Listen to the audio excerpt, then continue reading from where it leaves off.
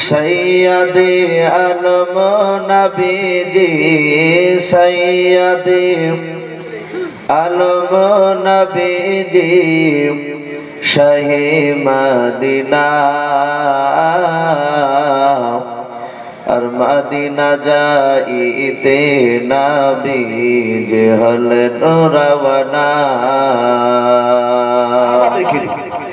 हठाৎ करे बापजी एकजन मुसाफिर व्यक्ति विश्व नबीर काछे एसे सालाम दिलेन, अस्सलामु आलाइका या रासूलुल्लाह। नबी सालामेर उत्तरटा दिए दिले साहाबारा सकलेई ताकिये थाकलेन ओई मुसाफिर व्यक्तिर दिके। ओई व्यक्तिर दिके ताकाले ओई लोकटा एसे विश्व नबीर काछाकाछि बसे गेलेन। नबी आमार नामाजेर रत अवस्थाय साहाबाদের দিকে মুখ করে বসেছিলেন। আমাদের দেখবেন দাজ্জাল সম্পর্কে সব কথা আলোচনা করলেন। এই দাজ্জালের ব্যাপার নবী সাল্লাল্লাহু তাআলা আলাইহি ওয়াসাল্লাম বললেন দাজ্জাল হাইটে হবে ছোট, খুব বড় হবে না, এবং দাজ্জাল তার ডান দিকের চোখটা আপনার কে বলেছেন ভালো হবে, আর বাম দিকের চোখটা হবে তার কানা, সে বাম দিকের চোখে দেখতে পাবে না। একটা কিয়ামত বলে বাপজি দাজ্জাল বলে একটা বই বের করেছে বাংলাদেশ থেকে একজন দেববন্দির বিখ্যাত আলেম। আলহামদুলিল্লাহ নাহমাদুহু ওয়া নাস্তাঈনুহু ওয়া নাস্তাগফিরুহু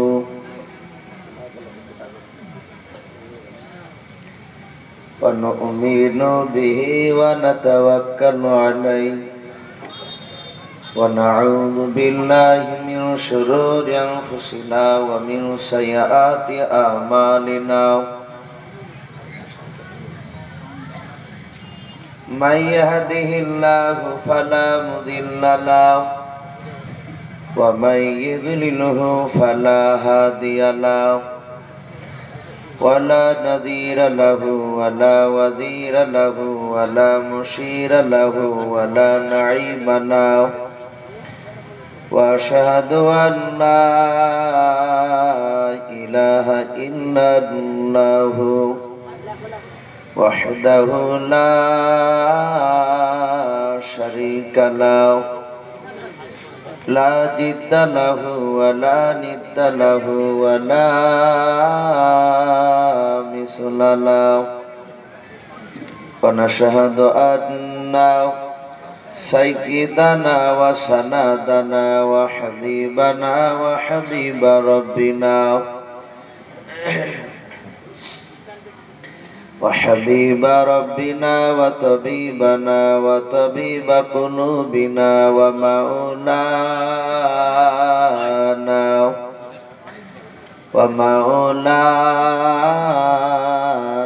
محمدا عبده ورسوله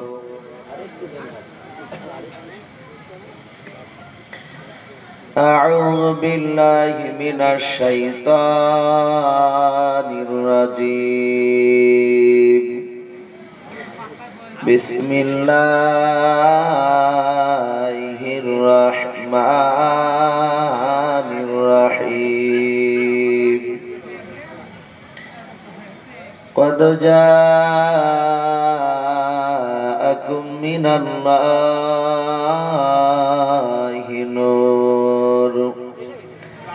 نور وكتاب مبين وقال الله تبارك وتعالى وما أرسلناك إلا رحمة للعالمين وقال الله تبارك وتعالى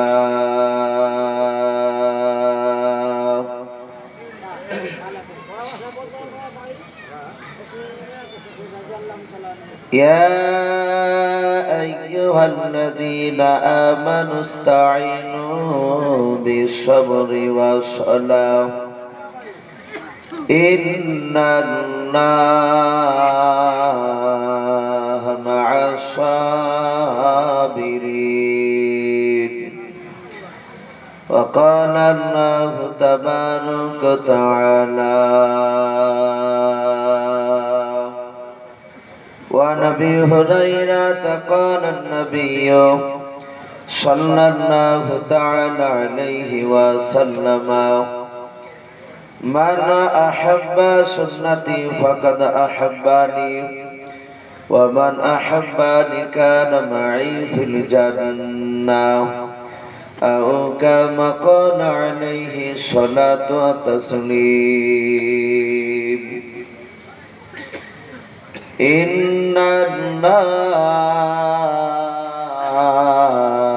الله وملائكته يصلون على النبي يا أيها الذين آمنوا صلوا عليه وسلموا تسليما محبت সবাই বলুন আল্লাহুম্মা সাল্লি আলা মাওলানা মুহাম্মাদ ওয়া আলা আলি সাইয়্যিদিনা মাওলানা सैयदे आलम नबीजी सैयदे आलम नबीजी शाहे मदीना और मदीना जाइते नबीजी हलन रवाना हल्का ही को देखो शानदार को खला सैयदे आलम नबीजी सैयदे आलम नबीजी शाहे मदीना और मदीना जाइते नबीजी हलन रवाना और काफिर मक्का बासी नबीजी के मरब बने ओई घिरे बसिले आमार नबीर पाয়ের জোতার সমান নবীর পায়ের জোতার সমান হতে পারবে না আর মদিনা যাইতে নবীজি হলেন রওয়ানা নবী বলেন হযরত আলী আমার বিছানায় শুয়ে যাও গো ওই তোমারে বলে হযরত আলী सोए गेलेन हजरत आली सोए गेलेन नबीर बिछानाय और मदीना जाइते नबीजी हलेन रवाना सैयदे आलम नबीजी सैयदे आलम नबीजी शाहे मदीना और मदीना जाइते नबीजी हलेन रवाना नबी बलेन अबू बकर हिजरत करी चन गो ওই হুকুমে খোদার ওই রাতারাতি চলেন নবী রাতারাতি চলেন নবী সোনার মদিনায় আর মদিনা যাইতে নবী যে হলেন রওয়ানা সৈয়দে আলম নবীজি সৈয়দে আলম নবীজি শাহে মদিনা আর মদিনা যাইতে নবী যে হলেন রওয়ানা।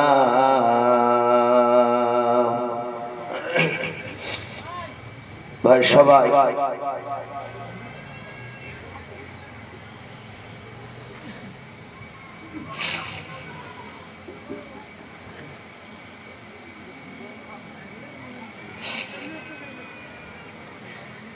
ভাই আমরা সকলেই প্রাণ ভরে মহব্বতে একবার দুরূদ ইব্রাহিমটা পড়ি। আল্লাহুম্মা সাল্লি আলা মুহাম্মাদি ওয়া আলা আলি মুহাম্মাদ কামা সাল্লাইতা আলা ইব্রাহিম ওয়া আলা আলি ইব্রাহিম ইন্নাকা হামিদুম মাজিদ। আল্লাহুম্মা বারিক আলা মুহাম্মাদি ওয়া আলা আলি মুহাম্মাদ কামা বারাকতা আলা ইব্রাহিম وعلى آل إبراهيم إنك حميد مجيد صلى الله تعالى عليه وسلم। শ্রদ্ধেয় জনাব আজকের জালসা নির্বাচিত মনোনীত যোগ্যতম সভাপতি মহাশয় ও সম্মানিত আমন্ত্রিত ওলামায়ে কেরাম ও আমার সম্মুখের শ্রদ্ধেয় বয়োজ্যেষ্ঠ বাবা জীবনেরা, আমার সমবয়স্ক সমঞ্জস্য যুবক ভাইয়েরা, পর্দার আড়ালের মা বোনেরা ও আমার সম্মুখের কচি কচি স্নেহের বাচ্চারা, সকলকে জানাই আমার বুক ভরা ভালোবাসা সালাম। আসসালামু আলাইকুম ওয়া রাহমাতুল্লাহি ওয়া বারাকাতুহু। আলহামদুলিল্লাহ, সমস্ত প্রশংসা আসে মহান রব্বুল আলামিনের জন্য, যে মহান রব্বুল আলামিন আমাদেরকে বড় ভালোবেসে রহম করে বিভিন্ন গুনার মজলিস থেকে বাছাই করে নিয়ে সে পবিত্র রহমতের মজলিসে জালসার মাহফিলে নিয়ে এসে বসার তৌফিক দান করেছেন। তাই আমরা সকলে রব্বুল আলামিনের দরবারে শুকরিয়া স্বরূপ আদায় করে বলুন আলহামদুলিল্লাহ। প্রাণ ভরে বলুন আলহামদুলিল্লাহ।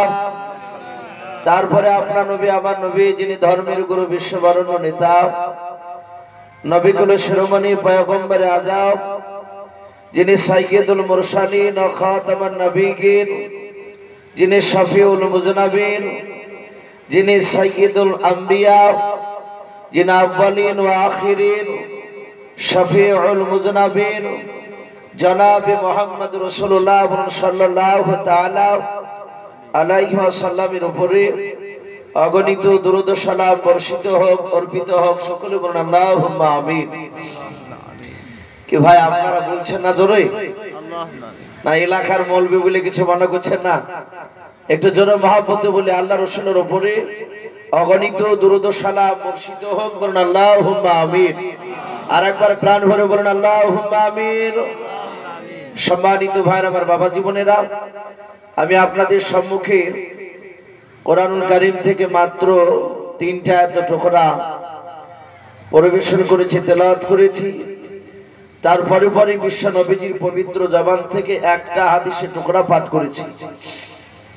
জালসার যিনি সভাপতি সাহেব, আশা করি প্রায় মানুষই হয়তো দেখতে পেয়েছে, যারা আমাকে দেখতে পাচ্ছে নিচ থেকে কাগজ ধরে দিয়েছেন কোন বিষয়ে আলোচনা করতে হবে। আমি ভাই প্রতিটা বাপজি ভাইকে বলবো, ভাই আমি সময় বেশিক্ষণ আপনাদেরকে আমি কষ্ট দিব না, সময় নিব না, যেহেতু আমার পরে আমাদের এলাকা রত্ন হযরত মাওলানা মুফতি জারজিস হোসেন শাহ তাজিলুল আলী উনি চলে এসেছেন, উনি আমার পরে পরে আসবে। তো ভাই আমি সকলকে অনুরোধ করবো, যারা বসে আছে, যেহেতু কালেকশন হলে মাহফিল ছন্ন ছাড়া হয়, ভেঙে যায়, আমি আবার অনুরোধ করব ভাই সবাই মিলে একটু এগিয়ে আসুন। বাপ শোনা আমার এসে একটু সামনেকারী ফাঁকা জায়গার দিকে লক্ষ্য করে সবাই গুছিয়ে বসে যায়। আর রাস্তাতে যারা দাঁড়িয়ে আছেন ভাই, আমি আপনাদেরকে বলবো ভাই একটু জমে বসে একটু আসি। আর ওই পেছনকার ভাইরা যারা বসে আছেন তাদেরকে আমার মনে হচ্ছে যে ডাকা ঠিক হবে না, তারা সুন্দর জায়গা বাবজি পেয়ে গিয়েছে, পা ঝুলি বসে আছে তারা। তো যাই করে এক সাইডে বসে আছে থাকুক। আপনারা যারা আছেন এই সামনে বাবজি একটু অনুরোধ করছে একটু এগিয়ে আসুন, একটু আসি। আমরা এ রাত্রি প্রায় 10টা পার হতে চললো। এই গভীর রাত্রিবেলায় মহান রব্বুল আলামিনের একটা সুন্নাতকে জিন্দা করে দিই। আসি বাপ, একটু এগিয়ে আসি, সকলে একটু তাকান আর একটু এগিয়ে আসুন। পেছনকার বাপজি ভাইদেরকে বলছি, ভাই আপনারা আসুন। যদি না আমল করি এ শুনে বাপজি লাভ হবে না। মেন হচ্ছে বাপজি আমলটা হচ্ছে আসল। আমি এর আগে কয়েকবার আপনাদের এলাকায় বলেছি, যদি আপনি আমল না করেন তাহলে বাপজি এই ব্যবহারটা দেখে মনে হবে যে মুনাফিকি চরিত্র ভরা আছে। নবী জামানায় রাসূল সাল্লাল্লাহু আলাইহি ওয়াসাল্লামের দরবারে কিছু মুনাফিক তারা বসে থাকতো। সাহাবাদেরকে যখন ডাকতেন সাহাবারা সকলে চলে আসতে, আর মুনাফিকরা বাপজি তারা পেছনেই বসে থাকতেন, মজলিসটাকে নষ্ট করার চেষ্টা করত তারা। অনেক সময় কিছু মুনাফিক তারা যুদ্ধের ময়দানে যায় না, হাদিসে এসেছে। তো ভাই আমি অনুরোধ করব, আমরা মুনাফিক নয়, আমরা বিশ্ব নবীর আশিক দিওয়ানা। বলুন আলহামদুলিল্লাহ। আমরা নবীকে ভালোবাসি, তাই না? বলো, নবীকে ভালো না বাসলে বাপজি আল্লাহকে পাওয়া যাবে না। একটু আসি, কিয়ামতের আলামত বাপজি শুরু হয়ে গিয়েছে। আমি এর আগে আলোচনা করেছিলাম, আপনারা হয়তো অনেকেই ক্যাসেটে শুনেছেন ওয়াজগুলো, সে দাজ্জালের ঘটনা। আমাকে ওটাই বাপজি বিষয় ভাগ করে দিয়েছেন যে হুজুর ওটা একটু আলোচনা করবে। আমি আপনাদেরকে বলি ভাই, যে কিয়ামত বিশ্ব নবী জনাবে মুহাম্মদ রাসূলুল্লাহ, সকলে বলুন সাল্লাল্লাহু তাআলা আলাইহি ওয়াসাল্লাম, নবীজি বলেছে যে কিয়ামতের আগে বাপজি 15টা আলামত প্রকাশ হবে। কটা বললাম? 15টা। এই 15টার মধ্যে বাপজি উলামায়ে কেরামরা লিখছেন এ যাবত পর্যন্ত কিয়ামতের বাপজি 11টা নয় 12টা বাপজি কিয়ামতের আলামত অলরেডি প্রকাশ হয়ে গিয়েছে। তাহলে 12 থেকে বাপজি 15 হতে আর কটা বাকি? এই 3টে বাকি আছে। এই 3টে হয়ে গেলে বাপজি কিয়ামত শুরু হয়ে যাবে। আল্লাহর নবী জনাবে মুহাম্মদ রাসূলুল্লাহ, সকলে বলুন সাল্লাল্লাহু আলাইহি ওয়াসাল্লাম, বিশ্ব নবী রাহমাতুল লিল আলামিন মসজিদে নববীতে বাপজি বসেছিলেন। অনেক মানুষ এখানে আছে। এখানে আমি যেহেতু আমার বাড়িতে বেশি দূর না, এলাকাতেই বাড়ি, এখানে কয়েক শ্রেণীর বাপজি মানুষ আছে। আমি সকলকে বলবো জালসা শুনতে আসার পরে, কোরআন হাদিস বাপজি শোনার পর একটু বিবেচনা করবেন, চিন্তা ভাবনা করবেন। আমি যা বলবো আপনারা একদম অন্ধের মতো বিশ্বাস করে নিলেন। আমার মুখ দিয়ে কথা ভুলও বেরোতে পারে, পারে না? আমি একটা মিথ্যা কথা বলে দিতে পারি। এখনকার বক্তারা বাপজি অনেক উঠেছে, তারা এমন গ্যাজাখুরি কথা বাপজি মুখ দিয়ে বের করছে, কিছু মানুষ চিন্তা ভাবনা করে না। তারা বলে দেয় কথাটা ঠিকই বলে গেল। যেমন একটা বাস্তব কথা বলছে, আমি নাম করব না। আমার গ্রাম হচ্ছে ঘাসিপুর। আমার ওখানে বাপজি আমার এলাকাতে একজন ভালো নাম করা বক্তা, তিনি ওয়াজ করতে করতে বললেন যে অলির শান বাড়াতে গিয়ে, অলিয়া উলিয়াদের মর্যাদা বাপজি উঁচু করতে গিয়ে তিনি এত অপর তুলে দিলেন, যেখানে শিরিক করে ফেললো, নিজে তো শিরিক করলো, যারা শুনলো তাদেরকে বাপজি শিরকের মধ্যে ফেলে দিল। সে বলছে যে অলিদের ক্ষমতা কতটা জানে? তো লোকে বলছে কতটা বলো? বলছে একজন অলি, এই বীরভূম এলাকার কথা বলছিলেন, অলিটার নাম, যে এক মাজারে গিয়েছে অলির দরবারে। বেশিরভাগ তো বাপজি অলি যারা দাবি করেছে, আর দেখবেন পরিচিত বাপজি যারা অলি, তাদের কবরগুলো মাজার হয়, বিরাট বিল্ডিং হয় তাদের। কথা ঠিক বললাম না ভুল বললাম? বলে বিরাট বিল্ডিং হয়।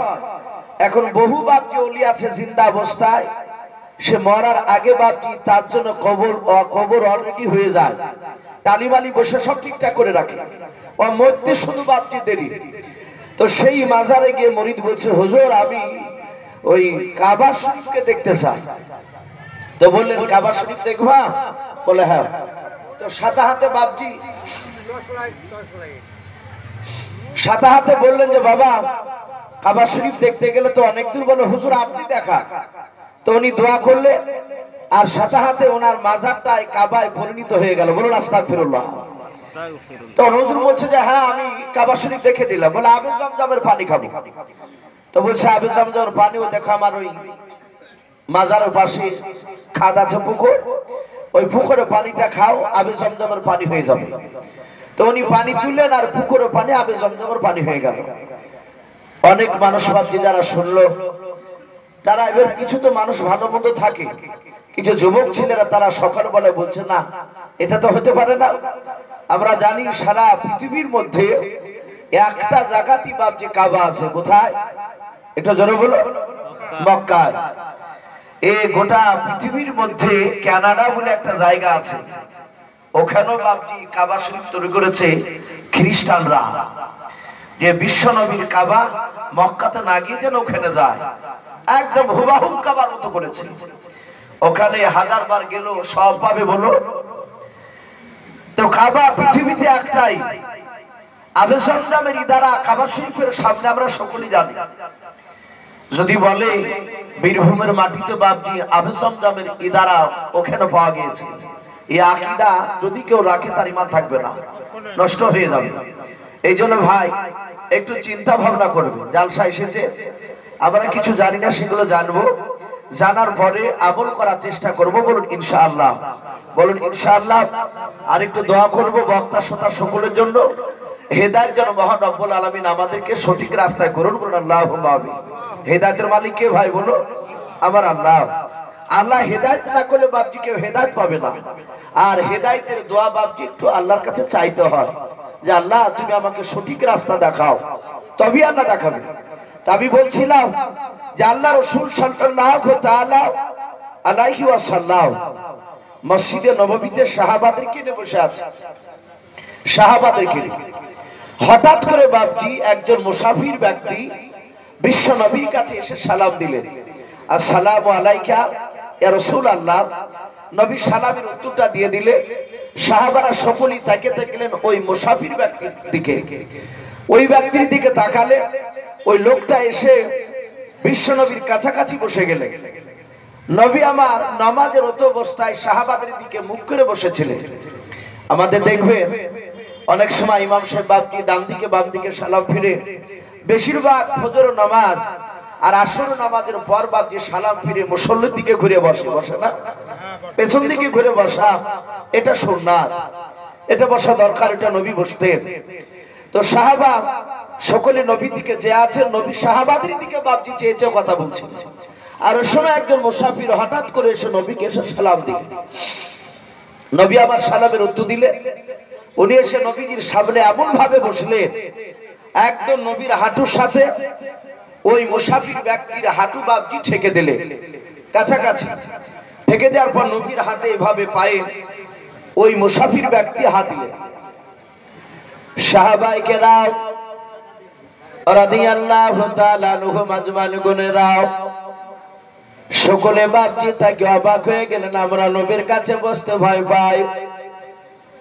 আরে লোকটা মুসাফির, চলগুলো উস্কো খুস্কো, লোকটার জামাটা খুব একটা ভালো নয়, ময়লা লেগে আছে। এই লোকটাকে চিনতে পারা যায় না, মনে হয় এই লোকটা আমাদের এলাকার মানুষ নাও। আল্লাহ নবীর কাছে এমন ভাবে সালাম দিয়ে কাছাকাছি বসে গেল।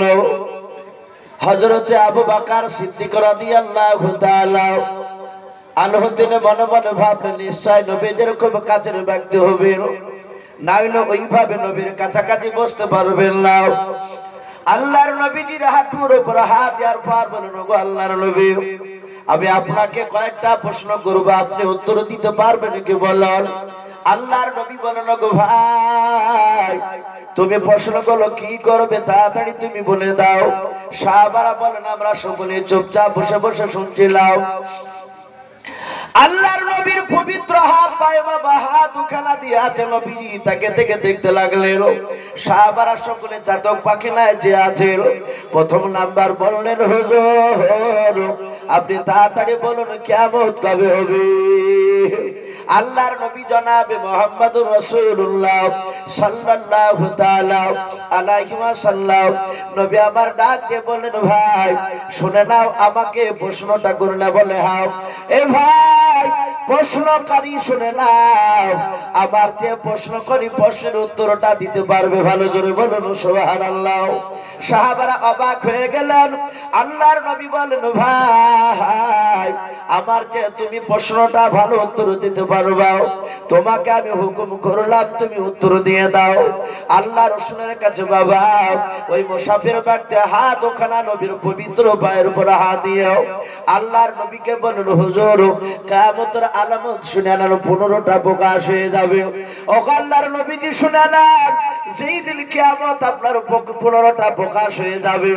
আল্লাহর নবী জনাবে মুহাম্মদুর রাসূলুল্লাহ সাল্লাল্লাহু তাআলা আলাইহি ওয়াসাল্লাম বলেন ভাই ওই 15টা কিয়ামতের মধ্যে ওগো আমার ভাই প্রথম নাম্বার নাই, তুমি শেষ নাম্বার কিয়ামতের আলামতটা কি হবে বলে দাও।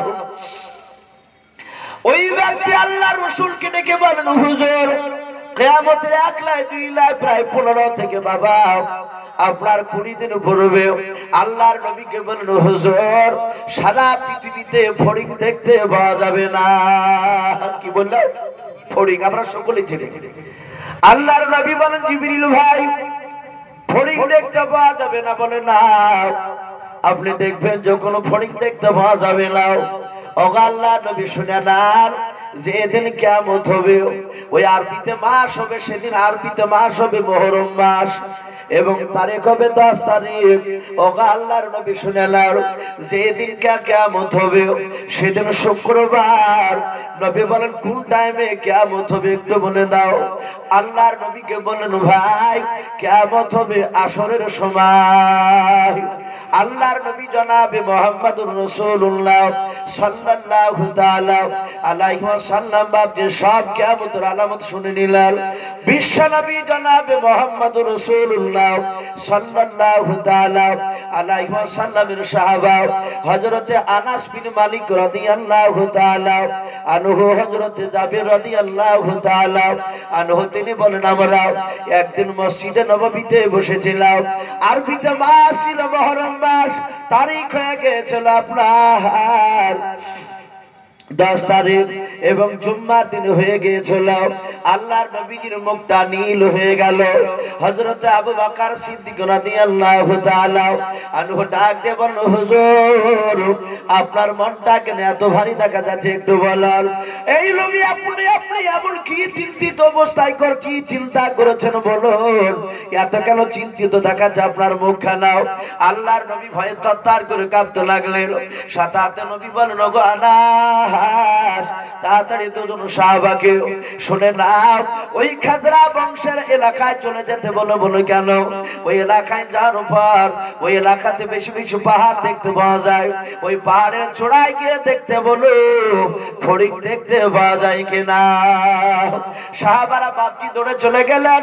আল্লাহ রাসূলের কথা শোনার পর পাহাড়ের চূড়ায় ওঠার পর মাত্র 4-5টা বাপজি ফড়িং দেখতে পেলেন। আল্লাহর নবীর কাছে এসে বলেন আসসালামু আলাইকা ইয়া রাসূলুল্লাহ ইয়া হাবিবাল্লাহ। নবী বলেন ওগো আমার সাহাবারা বলো বলো ফড়িং দেখতে পেয়েছে কি বলো। সাহাবারা বলল হুজুর বেশি দেখতে পাইলাম, মাত্র 4 থেকে 5টা ফড়িং দেখতে পেলাম। ওই নাজরা খাজরা বংশের এলাকায় পাহাড়ের চূড়া থেকে আমরা দেখলাম 4-5টা ফড়িং দেখতে পাওয়া যাচ্ছিল।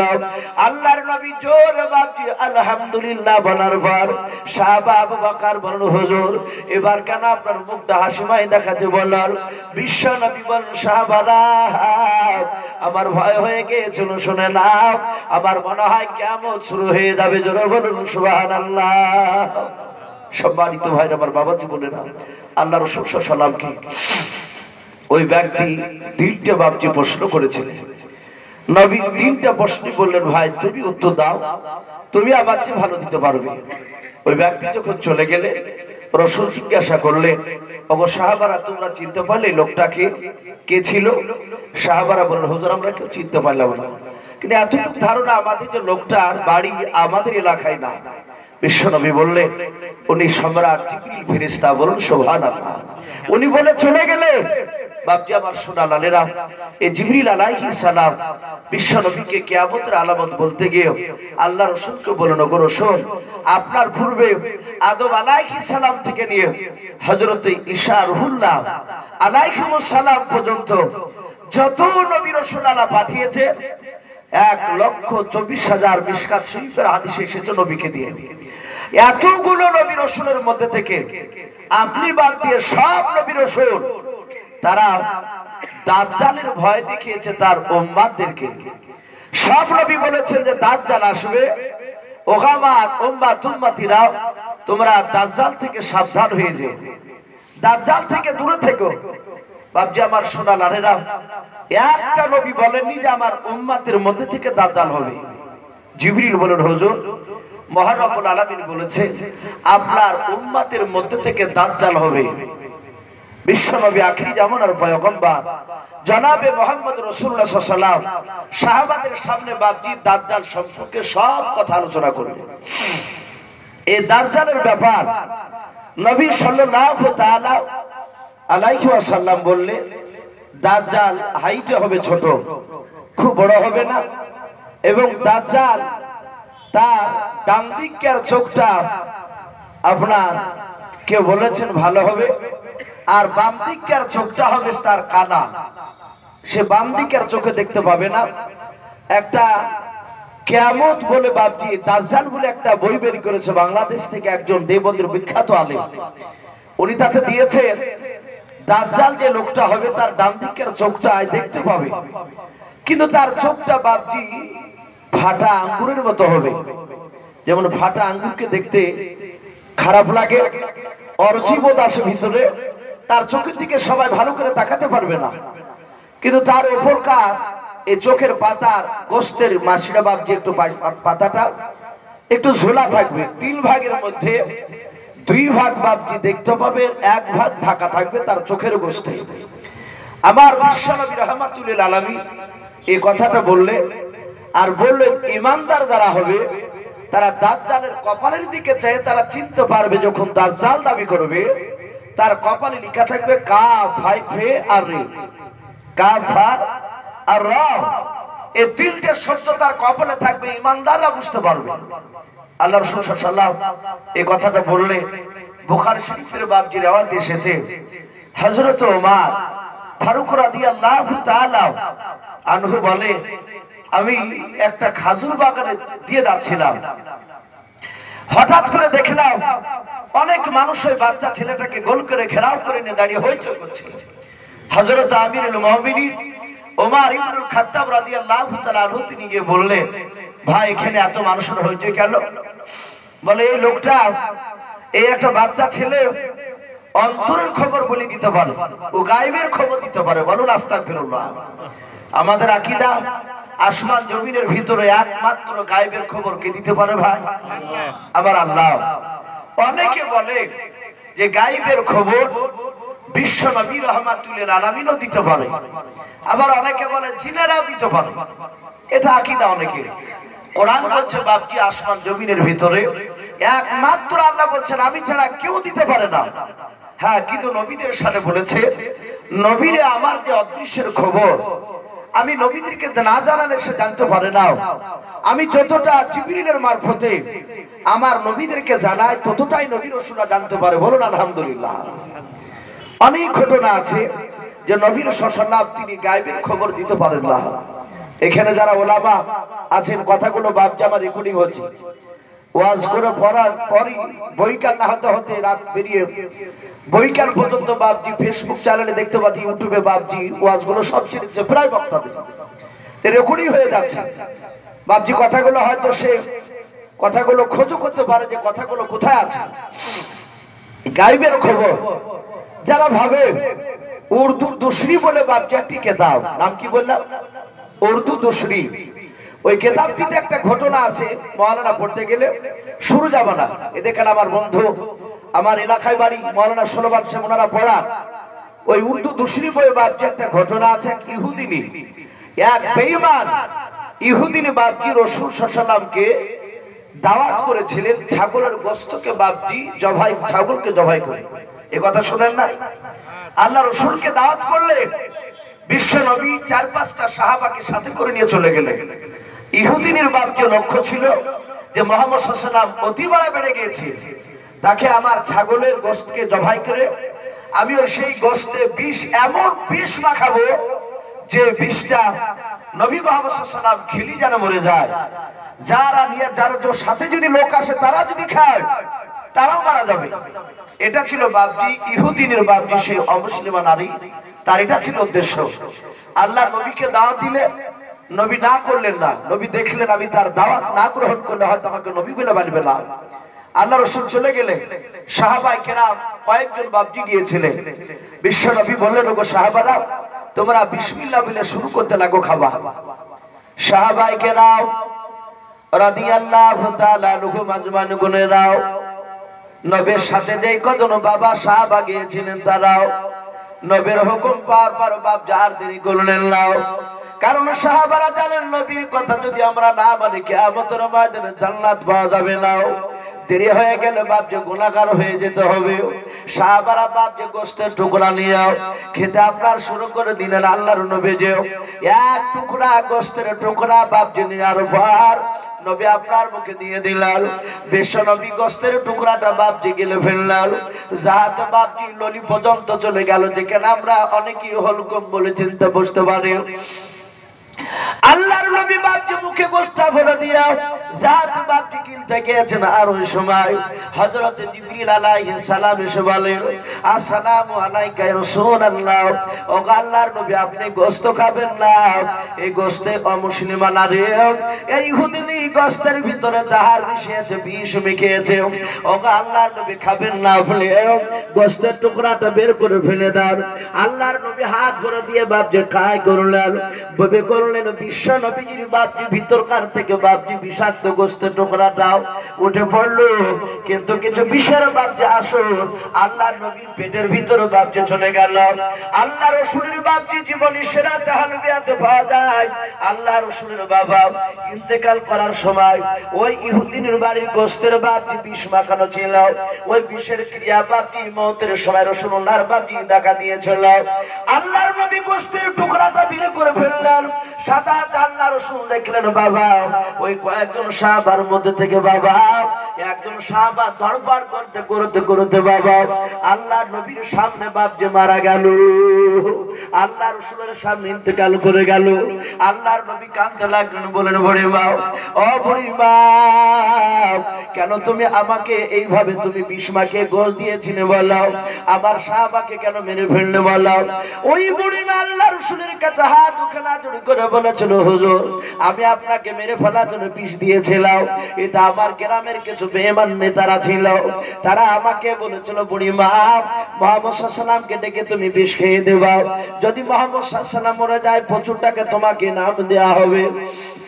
বাপজি একটু মাথাটা খাটাবেন। আল্লাহ রাসূল যদি গায়বের খবর জানতেন বাবা নবীর সামনে সাহাবাকে মারতে দিতেন না, দিতে মরতো না। নবী আমার গোশতের দিকে তাকিয়ে বলতেন, গো বুড়ি মা, এই গোশত খাওয়া যাবে না। বলে কেন? বলে গোশতের ভিতরে বিষ মাখানো আছে। বলতে পারতেন না?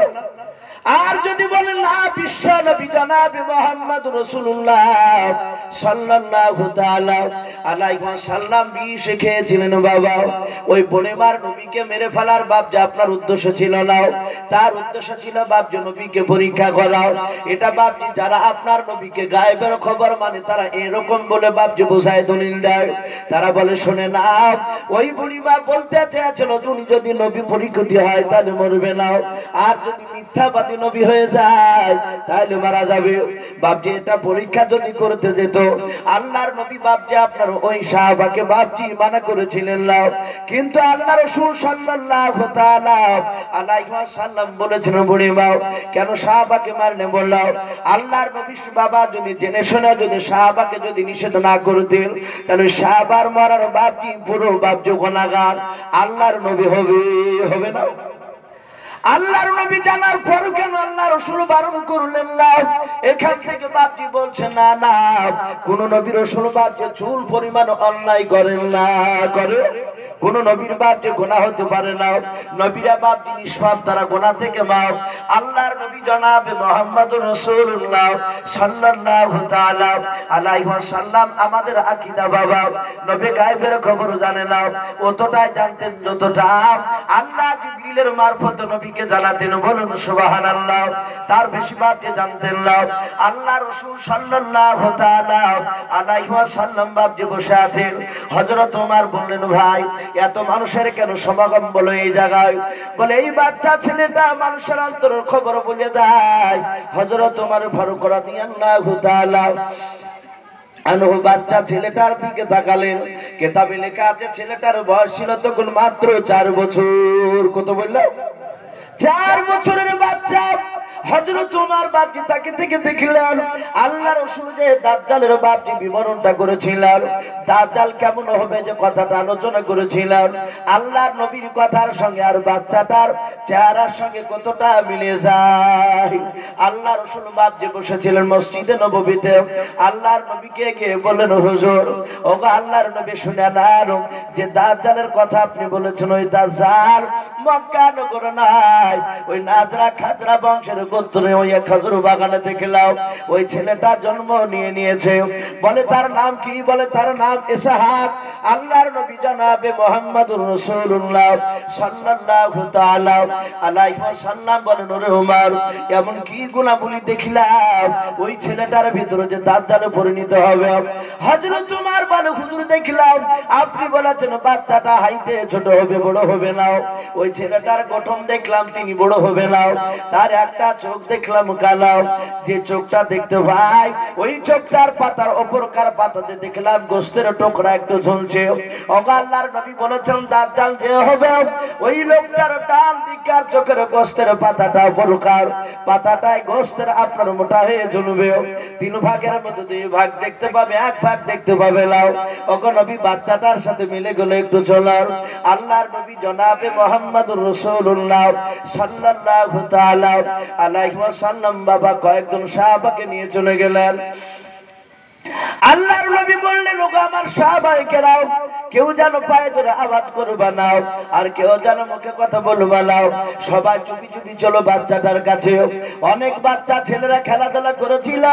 আল্লাহর নবী দূর থেকে বাপজি ইশারা করে বলে, তোমরা কেউ কথা বলবা না, আমি মুহাম্মদ সাল্লাল্লাহু আলাইহি ওয়াসাল্লাম যাচ্ছে তোমরা কেউ জানতে দেবা না। আল্লাহর রাসূল গিয়ে দেখলেন বাবা ওই 4 বছরের বাচ্চা ইশাক ছেলেটা পশ্চিম দিকে মুখ করে বাপজি বসেছিল। আল্লাহর নবী পেছন দিক থেকে গিয়া নবী আমার চুপে চুপে যাওয়ার পর ওই 4 বছরের বাচ্চা ছেলেটার চোখ দুটো চেপে ধরলেন। আল্লাহর নবী চোখ দুটো চেপে ধরার পর বিশ্ব নবী বলেন, ওরে বাবা আমি কে তুমি বলো। বাচ্চা ছেলেটা নবীর দিকে তাকালেন। যেহেতু বাচ্চা ছেলেটার চোখ দুটো আমার বিশ্ব নবীজি ধরে আছেন চেপে, বাচ্চা ছেলেটা আস্তে করে বলল, আপনি আব্দুল্লাহর সন্তান? জোরে বলুন সুবহানাল্লাহ। সাহাবারা অবাক, যারা ওই বাগানে ছিল তারা আশ্চর্য হয়ে গেল যে নবী পেছন দিক থেকে চুপি চুপি যাওয়ার পর চোখ দুটো তো হাত দিলে জিজ্ঞাসা করলেন যে আমি কে বলো তো। নবীর দিকে না তাকিয়ে পেছন দিকে ঘুরে তাকায়নি সে বাচ্চাটা। বললো, আপনি আব্দুল্লাহর সন্তান মুহাম্মদ সাল্লাল্লাহু তাআলা আলাইহি ওয়াসাল্লাম। নবী বললেন, বাবা আমি শুনলাম তুমি নাকি অন্তর খবর বলতে পারো, তো বলো তিনি আমার দিলের ভিতর কি বলা বলি করছে। বাচ্চা ছেলেটা বলল যে নবী আপনি এই কথাটা বলছিলেন, বিশ্ব নবীর দিলের সাথে আর ওই বাচ্চা ছেলেটার সাথে বাপজি কথাটা মিলল না। বিশ্ব নবী বললেন, দেখো এই ছেলেটা এই গায়েবের খবর দিতে পারে না, গায়েবের খবর একমাত্র আল্লাহ রাব্বুল আলামিন ছাড়া কেউ জানেন না। কিন্তু এই ছেলেটার কাছে একটা বড় ধরনের জিনে আসর করে আছে, জিন আছে এর কাছে, অনেক জিন। জিনারা বাপজি আপনার এই বাড়ি কাজকার খবর হয়তো অন্য জিনারা দেখতে পায়। আর একটা জিনিস বাড়ির পাশকার জিনকে শোধায় যে এর কিছু হয়েছে তুই জানিস। সে যদি বলে হ্যাঁ আমি জানি, সেটা বললে ওই জিনটা যখন ওই জিনকে বলে তখন সে বলে যে হ্যাঁ অবাক অবাক হয়েছে। তখন লোক ভাবে দেখো দেখো এর জিনে সব বলে দিল। ওই জিনটা যদি বাড়ি কাজকার জিনটা না বলতে পারে তাহলে বলে যে ভাই আমি বলতে পারবো না। সম্মানিত ভাই আমার বাবা জীবনেরাও, নবী বললেন এর কাছে জিন আছে, যে জিনটা আমি মুহাম্মদ সাল্লাল্লাহু আলাইহি ওয়াসাল্লাম ব্যাপারে এই জিনটাতে জানে, তাই জিনটা ওর কাছ থেকে বলে দিল। বলুন আলহামদুলিল্লাহ। বিশ্ব নবী রাহমাতুল লিল আলামিন নবীজির সাহাবা ওমর বলে ওই বাচ্চা ছেলেটা আস্তে আস্তে আস্তে আস্তে আস্তে একটু বড় হলো। বেশ বাচ্চা ছেলেটা 1 নয় 2 নয় প্রায় মোটামুটি 10 থেকে 12 বছর বয়সের সময় ওই বাচ্চাটা একদিন বিশ্ব নবীর কাছে চলে গেলে, মাঠে খেলা করছিল, নবী যাচ্ছিলেন। হযরত ওমর বলেন, হুজুর ওই লোকটা ওই যে ছেলেটা খেলছে, ওই ছেলেটাই কিয়ামতের আগে ওই ছেলেটাই দাজ্জালে পরিণত হবে। বলুন আলহামদুলিল্লাহ। ওই দাজ্জালে পরিণত হবে। হযরত ওমরের কথা শুনে বিশ্বনবী হ্যাঁ কিংবা না আর কিছু বলেননি। এখান থেকে ওলামারা লিখছে যে হযরত ওমর বলেছেন বাপজি ওই লোকটা দাজ্জাল হবে। নবী শোনার পর হ্যাঁ কিংবা না কিছু বললেন না।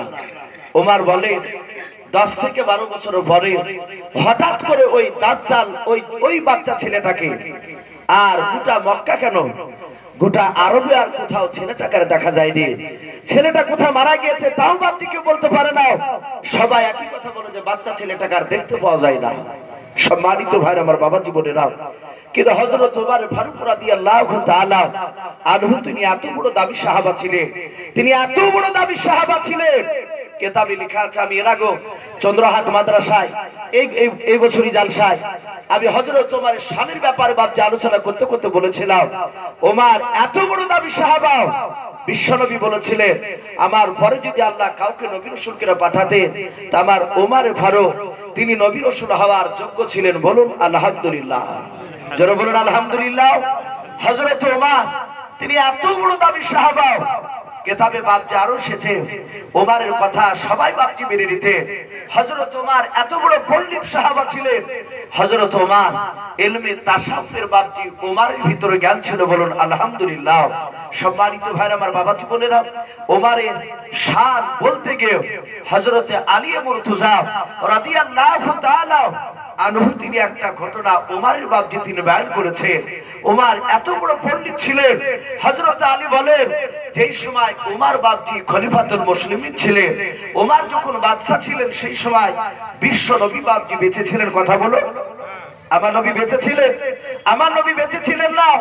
আমার নবী ইন্তেকাল করার পরে প্রথম খলিফা হলেন আবু বকর। আবু বকর ইন্তেকাল করার পর খলিফা হলেন হযরত ওমর ফারুক রাদিয়াল্লাহু তাআলা আনহু আজমাইন। তাহলে বোঝা যাচ্ছে হযরত ওমর ফারুকের জামানায় বিশ্ব নবী বাপজি বেঁচে ছিলেন না, তিনি ইন্তেকাল করেছেন।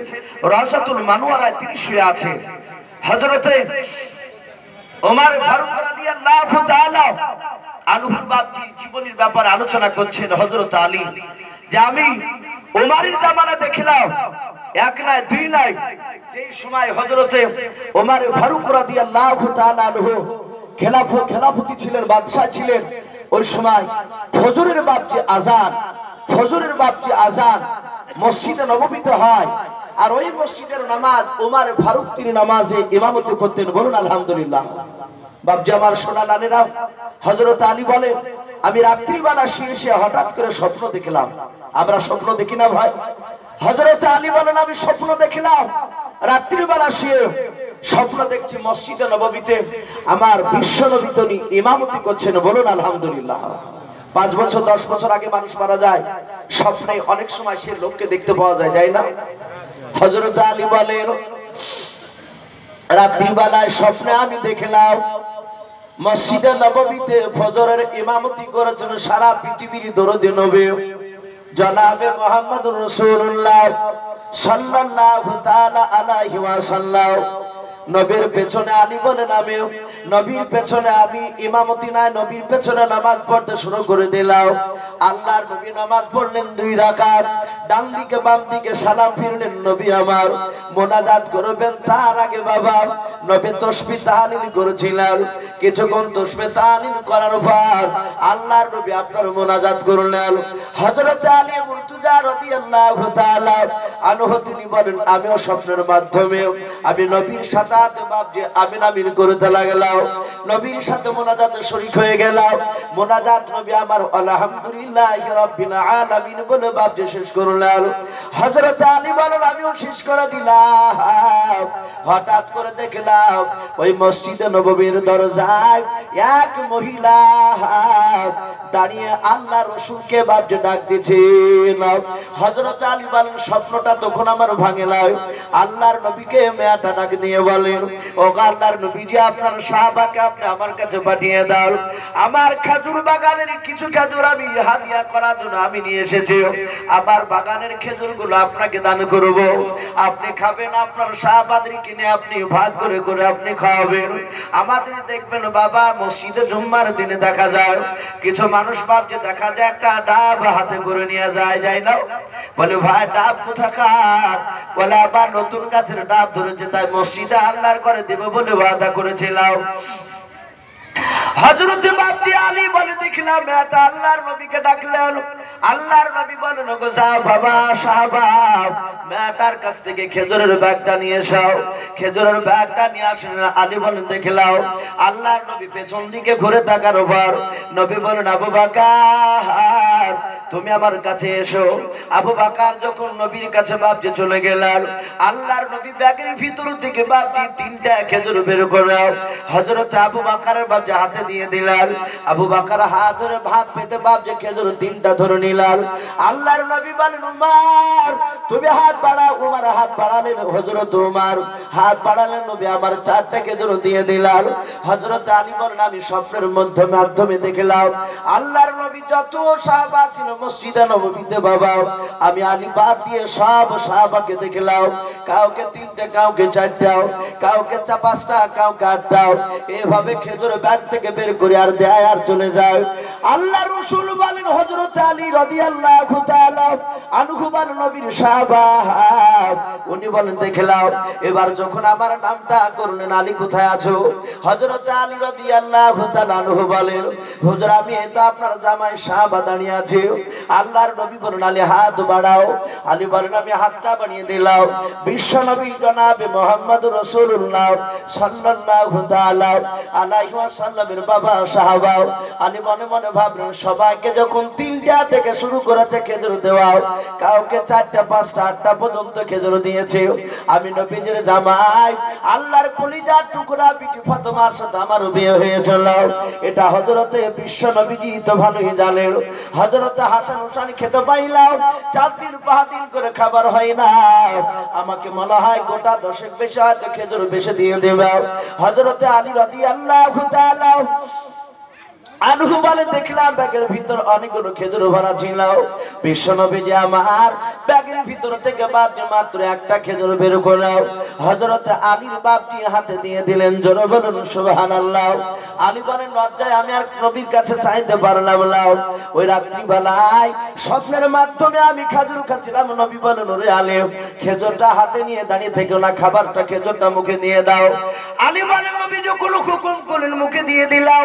আমি চিবাতে শুরু করলাম, চিবাতে শুরু করার পর হঠাৎ করে মসজিদে নববীর ভিতরে বাবা আসসালাতু খায়রুম মিনান নাওম যখন বাপজি আপনার আজানের ধ্বনি শুরু হয়ে গেল, হযরত আলী বলেন ঘুমটা আমার ভেঙে গেল। সাথে হযরত আলী বলেন নবীজির স্বপ্নে দেওয়া খেজুর খেলাও আমি চেবাছিলাম। আজানটা হওয়ার পর আমার ঘুমটা ভাঙার সাথে নবীজির স্বপ্নের খেজুর দেওয়াটা দেখলাম, ওই আঠিটা আমার মুখের ভিতরে ভরা ছিল। জোরে বলুন সুবহানাল্লাহ। আলী বলেন খেজুরের আঠিটাকে আমি যত্ন করে রেখে দেওয়ার পর অজু করে আমি মসজিদের দিকে বাপজি দৌড়ে চলে গেলাম। হযরত আলী বলেন আজানের পর আমি বাড়িতে 2 রাকাত আমি সুন্নাত নামাজ আদায় করলাম ফজরের। দেওয়ার পর আমি মসজিদে নামাজ ধরার জন্য চলে গেলাম। যার পর দেখছেন বাবা ওই মসজিদে বাস্তব ফজরের নামাজে আলী বলছেন দেখলাম ওমর ফারুক রাদিয়াল্লাহু তাআলা আনহু তিনি ইমামতি করেছেন। জোরে বলুন সুবহানাল্লাহ। আলী বলেন আমি অবাক হয়ে গেলাম, আমি স্বপ্নে দেখলাম বিশ্ব নবীকে মসজিদে ইমামতি করতে, আর ঘুম থেকে জাগার পর ফজর নামাজের বাস্তব নামাজ পড়তে গিয়ে দেখছি ওই জায়গায় বিশ্ব নবী নাই, কে আছে? হযরত ওমর, তিনি ইমামতি করছে। হযরত আলী বলেন তার পেছনে ইক্তাদা দিয়ে দিলাম। হযরত ওমর বাপজি ডান দিকে বাম দিকে সালাম ফিরালেন, আমিও সালাম ফিরে দিলাম। ওমর বাপজি দোয়া করলেন, আমিও দোয়া করলাম। দোয়া কমপ্লিট হওয়ার পর হঠাৎ করে দেখলাম বাবা এইভাবে স্বপ্নের মাধ্যমে নবীকে নামাজ পড়াতে দেখেছিলাম এবং নবীজির সমাধি আমি স্বপ্নে দেখলাম মসজিদে নববীর ভিতরে দরজায় মেয়েটা খেজুরের ব্যাগ নিয়ে দাঁড়িয়েছিল। বাস্তবে দেখলাম বাবা যে একটা মেয়ে খেজুরের ব্যাগ হাতে করে নিয়ে আমিরুল মুমিনিন ওমরকে ডাক দিতেছে। আর মেয়েটা হযরত আলী বলেন আমি স্বপ্নে দেখলাম বিশ্ব নবীকে ডাক দিছিল মেয়েটা, কিন্তু বাস্তবে দেখলাম মেয়েটা ওমর ফারুককে বাপ যে ডাকছেন, ওগো আমিরুল মুমিনিন আমার নতুন বাগানের খেজুর নিয়ে এসেছেন, আর আপনি খাবেন, আপনার সাথী ভাইদেরকে ভাগ করে দিবেন। হযরত আলী বলেন দেখলাম হযরত ওমর ব্যাগটা নিয়ে আসলেন একজন সাহাবার মারফতে। নিয়ে আসার পর দেখলাম বিশ্ব নবী যেই কায়দায় খেজুরগুলো ভাগ করেছিল অবিকল ওই কায়দায় ওমর বাপ যে ভাগ করতে লাগলেন। সবাইকে নাম জিজ্ঞাসা করে করে বাবা কাউকে 3টে, কাউকে 4টে, কাউকে 5টে এভাবে খেজুর দিতে লাগলো। আল্লাহর রাসূলের বাপ যে সাহাবা বলে দেখলাম দেখি উমর আমাকে কেটে কটা খেজুর দেয়। ওমর বলেন আলী হাত বাড়াও, আমি হাত বাড়িয়ে দিলাম। সাথে সাথে হযরত আলী বলেন দেখলাম উমর ব্যাগ থেকে মাত্র একটা খেজুর বের করে হযরত আলীর হাতে বাপ দিয়ে দিলেন। আলী বলেন নবীর কাছে লজ্জাই চাইতে পারি না, কিন্তু ওমর তো লজ্জা করব না, কারণ ওমর আমার সাথী ভাই, ওমর আমার বন্ধু, একে লজ্জা করে লাভ নাই। হযরত আলী বলেন ওগো আমিরুল মুমিনিন ওমর, এ বাদশা নামুদার সবাইকে 3টে, 4টে, 5টা করে খেজুর দিলাও, আর আমি তোমার বন্ধু আলী তুমি কেন মাত্র একটা খেজুর দিলে বলো? হযরত ওমর বাপজি মুচকে মুচকে হাসছেন আর বলেন ওরে আমার আলী শুনে নাও, রাত্রিবেলা রাসূল তোমাকে কটা খেজুর দিয়েছিল? জোরে বলুন সুবহানাল্লাহ। হযরত আলী অবাক হয়ে গেলেন। স্বপ্ন দেখার পর আমার স্বপ্নটা ভেঙে গেল। আমার ওযু করতে আর 2 রাকাত নামাজ পড়তে বাড়িতে যতটা সময় লেগেছে, এর বাইরে আমি কোথাও যাই না, আমি মসজিদে এসেছি নববীতে। আর হযরত ওমরকে বলি না, কাউকে বলি না, কিন্তু ওমর কেমন করে জানতে পারলো?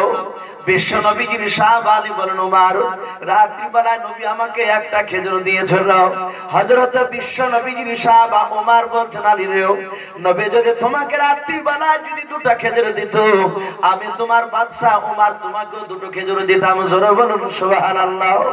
আরেকবার মহব্বত বলবেন সুবহানাল্লাহ। এত বড় দাবি ওমর। হযরত ওমর আলী স্বপ্ন দেখেছেন, আর সেই স্বপ্নটা ওমরকে জানিয়ে দিয়েছেন আল্লাহ। বলুন আলহামদুলিল্লাহ। সম্মানিত ভাইরা আমার বাবা জীবনেরা, এত বড় দাবি সাহাবা ডাক দিয়ে বলুন হুজুর এই হবে সে দাজ্জাল, এই ছেলেটাই দাজ্জাল হবে। কিন্তু বিশ্বনবী না কিংবা হ্যাঁ কিছু বললেন না, চুপচাপ থাকলেন। এই চুপচাপ থাকাটার ওমর যে আঙুল দিয়ে ইশারা করেছিলেন, এখান থেকে বেশিরভাগ ওলামারা লিখছেন ওই বাচ্চাটাই হচ্ছে বাপজি দাজ্জাল। আমার বিশ্ব নবী জনাবে মুহাম্মদ রাসূলুল্লাহ সাল্লাল্লাহু তাআলা আলাইহি ওয়াসাল্লাম মসজিদে নববীতে বাপজি সাহাবাদেরকে নিয়ে বসে ওই কিয়ামতের কথা, দাজ্জালের কথা আবার আলোচনা করতে করতে হঠাৎ করে আল্লাহ রাসূলের একজন সাহাবা নয়, অনেকগুলো সাহাবা তারা চিৎকার করে বলেন হুজুর আমরা কি দাজ্জালকে দেখতে পাবো না? ওগো নবী দাজ্জালকে একবার যদি দেখতে পাই তাহলে আমাদের জীবদ্দশায় দাজ্জাল তার দিনের দিকে ডাকলে আমরা দাজ্জালের কথা শুনবো না। ওগো নবী একটু দয়া করে আপনি দোয়া করুন যেন আমি দাজ্জালকে যেন দেখতে পাই আমরা, যেহেতু আপনি তো বলেছেন আমার উম্মতের মধ্যে থেকে দাজ্জাল হবে, আমরা তো আপনারই উম্মত, হে নবী আপনি দাজ্জালকে একটু দেখানোর ব্যবস্থা করে দেন। বিশ্ব নবী রাহমাতুল্লিল আলামিন মসজিদে নববীতে মিম্বারে বসে ডাক দিয়ে বলেন ওগো আমার সাহাবায়ে কেরাম শুনে নাও, তোমরা কি সত্যি দাজ্জালকে দেখার ইচ্ছা আছে? বলে হ্যাঁ হুজুর দেখলে আমাদের সন্তানদেরকে ছেলে পিলেদেরকে বলে দেব তারা যেন দাজ্জাল থেকে যেন দূরে সরে থাকে, তারা আর দাজ্জালের দিকে যাবে না, হুজুর একটু বলে দেন। বিশ্বনবী রাহমাতুল্লিল আলামিন ডাকতে বললেন ওগো আমার সাহাবায়ে কেরাম তোমরা দাঁড়িয়ে যাও। বিশ্বনবীর সাহাবা অনেকগুলো ছিল, কিন্তু কিয়ামত কা বাবেঙ্গে ওই কিতাবটিতে বাপজি ঘটনাটা এসেছে। বাপজি 69 থেকে 70 জন সাহাবা তারা সকলেই বাপজি দাঁড়িয়ে গেলেন। বিশ্বনবী বলেন ওগো সাহাবায়ে কেরাম শুনে নাও, এই মসজিদে নববী থেকে একটু কিছুটা দূরে যাওয়ার পর ওই যে সাগরটা দেখতে পাবো। বললো হ্যাঁ, ওই সাগরে গিয়ে দেখো গা পালতোলা নৌকা রয়েছে, ওই পালতোলা নৌকার উপরে চেপে তোমরা পশ্চিম দিকে কলমার দাওয়াত নিয়ে যাবা, উত্তর দিকে যেন কলমার দাওয়াত নিয়ে যেও না। সাহাবায়ে কেরাম বাপজি 70 থেকে 69 জন সাহাবা নবীর কথা শুনে বাপজি তারা সকলেই বাপজি চলে গেল। আল্লাহর নবী রাহমাতুল্লিল আলামিন জনাবে মুহাম্মদ রাসূলুল্লাহ সাল্লাল্লাহু আলাইহি ওয়াসাল্লাম বলেন ওগো সাহাবারা তোমরা পশ্চিম দিকে যেও, উত্তর দিকে যেও না। নবীর সাহাবারা বললেন হুজুর অসুবিধা নাই, আমরা তাই করব। সাহাবারা বাপজি পালতোলা নৌকায় গিয়ে চাপলেন। এখানে অনেক বাপজি ভাইয়েরা আছে, আমার যুবক ভাইয়েরা আছে। বাপজি এখনকার যুবক ভাইয়েরা পালতোলা নৌকাকে দেখেনি, হয়তো স্কুলে ক্লাসের বইয়ে বাপজি পালতোলা নৌকার হয়তো বইয়ে ছাপ দেখেছি আমরা, কিন্তু বয়স্ক যারা বৃদ্ধ লোক এখানে আছেন তারা হয়তো পালতোলা নৌকা দেখেছেন।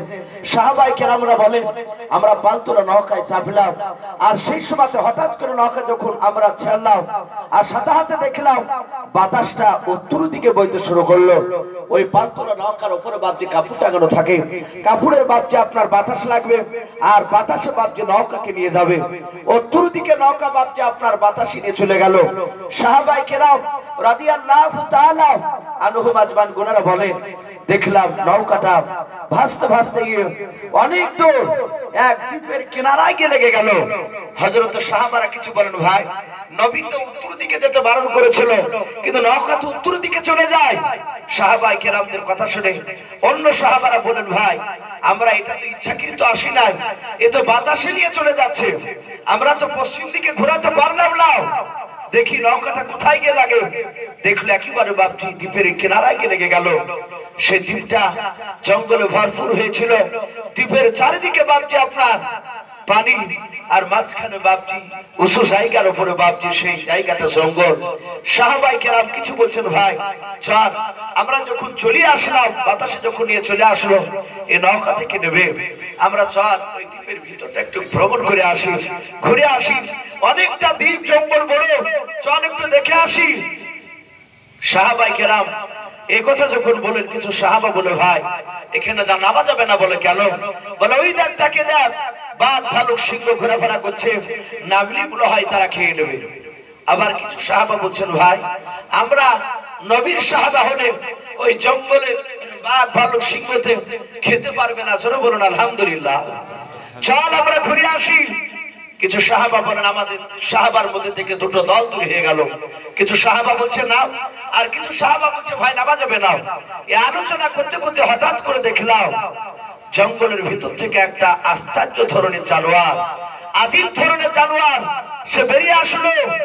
কেতাবে লেখা আছে জানোয়ারটার পা দুখানা ছিল বাপজি ওটের মতো লম্বা, তার হাত দুখানা ছিল বাদুরের মতো, তার গলাটা ছিল বাপজি গাধার মতো। সাহাবায়ে কেরামরা বলেন দেখলাম এই জানোয়ারটার পা থেকে মাথা পর্যন্ত গোটা শরীরে পেটে পিঠে চারিদিকে আমাদের মা বোনদের যেমন মাথায় লম্বা লম্বা চুল রয়েছে ওই রকম বড় বড় চুলে গোটা শরীরখানা বাপজি ঢাকা। হযরতে বাপজি সাহাবায়ে কেরাম বলেন ওই জানোয়ারটার মুখ কোন দিক সেটা আমরা সদর মফস্বল বুঝতে পারছিলাম না, কিন্তু জানোয়ারটা সোজা দেখলাম জঙ্গলের ভিতর থেকে বেরিয়ে এসে একেবারে আমাদের ওই নৌকার 2.5 থেকে 3 হাত দূরে জানোয়ারটা এসে দাঁড়িয়ে গেল। দাঁড়িয়ে জানোয়ারটা কি বললো তাও বাপজি সে কিতাব দিতে এসেছে। ওই জানোয়ারটা হাত খানা আকাশের দিকে উঁচু করে চিৎকার করে বলেছিল ওগো নবীজির সাহাবারা তোমরা নৌকার উপর দাঁড়িয়ে বসে থেকো না। সাহাবায়ে কেরাম রাদিয়াল্লাহু তাআলা আনহুম আজমান গুনেরা তারা সকলেই বাপকে নৌকার উপর থেকে ফাল ফাল করে জানোয়ারটার দিকে চেয়ে চেয়ে দেখতে লাগলো। এই জানোয়ারটা মানুষের মতো কথা বলতেছে, চিৎকার করে আওয়াজ দিয়ে ডাক দিতেছে। সাহাবায়ে কেরামরা বলেন আমরা কেউ কথা বলতে পারলাম না, সবাই মিলে আমরা ফাল ফাল করে চেয়ে চেয়ে দেখছিলাম। কিতাবে পাওয়া যায় সাহাবায়ে কেরামদের মধ্যে থেকে বাপজি একজন বিশিষ্ট সাহাবা যিনার নাম কিতাবে এসেছে আনাস বিন মালিক রাদিয়াল্লাহু তাআলা আনহু সাহাবা। ওই সাহাবাটা বাপজি সবার আগে গিয়া ওই জানোয়ারটার সামনে কাছে গিয়ে বাপজি দাঁড়িয়ে আনাস বিন মালিক রাদিয়াল্লাহু তাআলা আনহু কে সামনে যখন বাবা দাঁড়ালেন ওই জানোয়ারটা আবার দ্বিতীয়বার হাত ওখানে আকাশের দিকে উঁচু করে চিৎকার করে বলেছিল ওগো নবীজির সাহাবারা তোমরা নৌকার উপর দাঁড়িয়ে বসে থেকো না। সাহাবা আনাস বিন মালিক রাদিয়াল্লাহু তাআলা আনহু ডাক দিয়া বলেন ভাই কেন তুমি আমাদেরকে নৌকা থেকে নিচে যেতে বলছো এমন কি জিনিস দেখার জন্য তুমি আমাদেরকে যেতে বলছো বলো ওই জানোয়ারটা বলেছিল ভাই নৌকা থেকে সোজা নেমে শোনো তোমরা ওই দ্বীপের ভিতরে চলে যাবা আনাস রাদিয়াল্লাহু তাআলা আনহু ডাক দিয়া বলেন জানোয়ার ও জঙ্গলের জানোয়ার বলবাল আমরা নৌকা থেকে যদি সবাই মিলে নেমে চলে যায় দ্বীপের ভিতরে ওই যে দ্বীপের ভিতরে বাঘ ভাল্লুক সিংহ দেখতে পাওয়া যায় বল ওরা আমাদেরকে কি খাবে না ওই জানোয়ারটা ডাক দিয়ে বলেছিল গো নবীজির সাহাবারা খোদার কসম করে বলি শুনে নাও তোমরা যদি নবীজির দিবানা হও যদি তোমরা নবীজির প্রকৃতির সাহাবা হয়ে যাও আশিক দিবানা যদি হয়ে যাও তোমাদের তো খাওয়া তো দূর কথা তোমাদের শরীরের একটা পশম পর্যন্ত স্পর্শ করবে না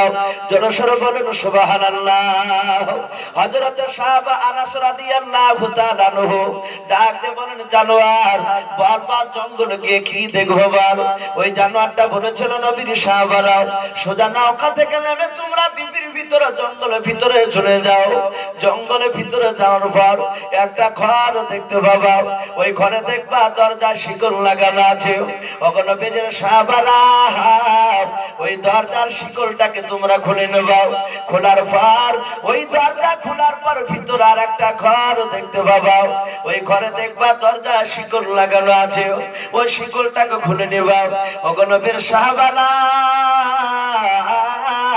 দুই নাম্বার দরজার শিকল খোলার পর তোমরা কেউ যেন চলে আসবা না দুই নাম্বার দরজা খোলার পর আর একটা দেখবা ঘরের ভেতরে তিন নাম্বার দরজা লাগানো আছে এই নবীর সাহাবারা শুনে নাও তিন নাম্বার দরজা খোলার পর যাও যাও ঘরের ভেতরে একটা মানুষ ভরা আছে যা যাও ওই মানুষটার সাথে তোমরা দেখা করে এসো হযরত আনাস বিন রাদিয়াল্লাহু তাআলা আনহু বলেন জানোয়ারটা যেভাবে বলো সেইভাবে আমরা নেমে চলে গেলাম ওই জঙ্গলের ভিতরে ঘর দেখতে পেলাম ঘরের দরজার শিকলটা খুললাম তারপরে দুই নাম্বার দরজার ঘর শিকলটা খুললাম তিন নাম্বার ঘরের দরজার শিকলটা খুললাম খোলার পর সবাই কেরাম বলে দেখলাম ঘরের ভেতরে বাবা একটা লোক দাঁড়িয়ে আছে তার দিকে ভালো করে তাকে দেখলাম ওই লোকটার পা দুখানা বাপজি কাঠের সাথে লোহার জিঞ্জিরি দিয়ে বাঁধা আছে সবাই কেরাম বলে দেখলাম ওই লোকটার হাত দুখানা এভাবে বাবা কাঁধের সঙ্গে লোহার জিঞ্জিরি দিয়ে যে বাঁধা আছে সাহাবায়ে কেরাম বলেন আমরা দেখলাম ওই লোকটা জিঞ্জিরিতে বাঁধা আছে কিন্তু লোকটার দেখলাম একটা চোখ কানা আর একটা চোখে বাপ যে দেখতে পাই ওই লোকটা আল্লাহর রাসূলের সাহাবাদেরকে ডাক দিয়ে বলল ভাই তোমাদের বাড়ি কোথায় তোমরা বলো সাহাবায়ে কেরাম সকলে বলেন আমরা চারিদিকে বল করে ঘেরাও করে লোকটার দিকে তাকে আশ্চর্য হয়ে গেছে যে লোকটা এই জঙ্গলে কোনো দ্বিতীয় আর বাড়ি নাই এই ঘরের ভিতরে ঘর তার ভিতরে ঘর তার ভিতরে ঘর আর সেই ঘরের ভিতরে লোকটা জিঞ্জিরিতে বাঁধা আছে আর চারিদিকে বাঘ ভাল্লুক সিংহ ঘোরাফেরা করছে এই লোকটাকে কে খাবার খেতে দেয় আশ্চর্য হবে না বা চিন্তা শুরু হয়ে গেল যে লোকটাকে খেতে দেয় কে সাহাবা আনাস বলে আমরা সব সাহাবারা 69 থেকে 70 জন সাহাবা ওই ঘরের ভিতরে ওই জিঞ্জিরি দিয়ে বাঁধা লোকটাকে গোল করে ঘেরাও করে নিয়ে আমরা দাঁড়িয়ে দাঁড়িয়ে দেখতে লাগলাম হঠাৎ করে দেখলাম জিঞ্জিরি দিয়ে বাঁধা ছিল সেই লোকটা ডাক দিয়ে বলে এই তোদের বাড়ি কোথায় সাহাবায়ে কেরাম আনাস রাদিয়াল্লাহু তাআলা আনহু বলেন ভাই আমাদের সকলের বাড়ি হচ্ছে মদিনা শরীফ লোহা দিয়ে যে জিঞ্জিরি দিয়ে বাঁধা ছিল লোহার সাথে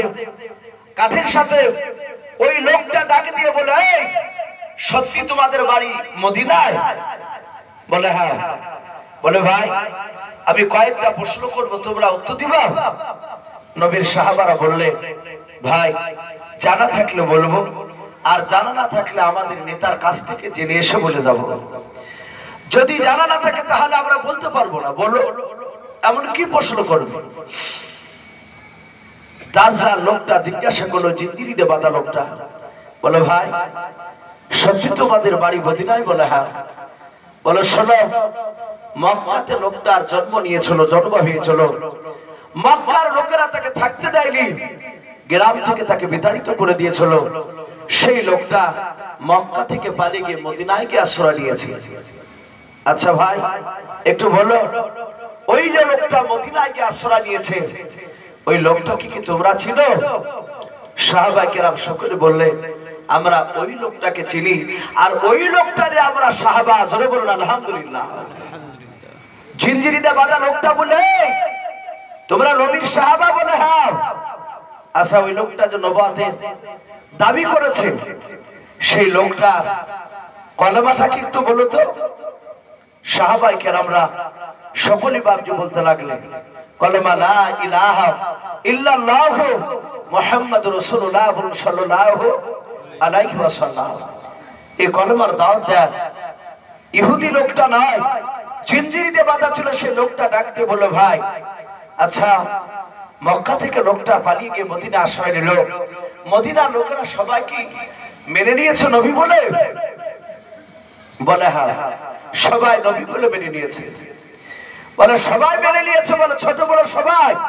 বলে হ্যাঁ ছোট বড় সবাই, মদিনার প্রতিটা মানুষ আমার বিশ্ব নবীকে রাসূল বলে মেনে নিয়েছে, বলুন সুবহানাল্লাহ।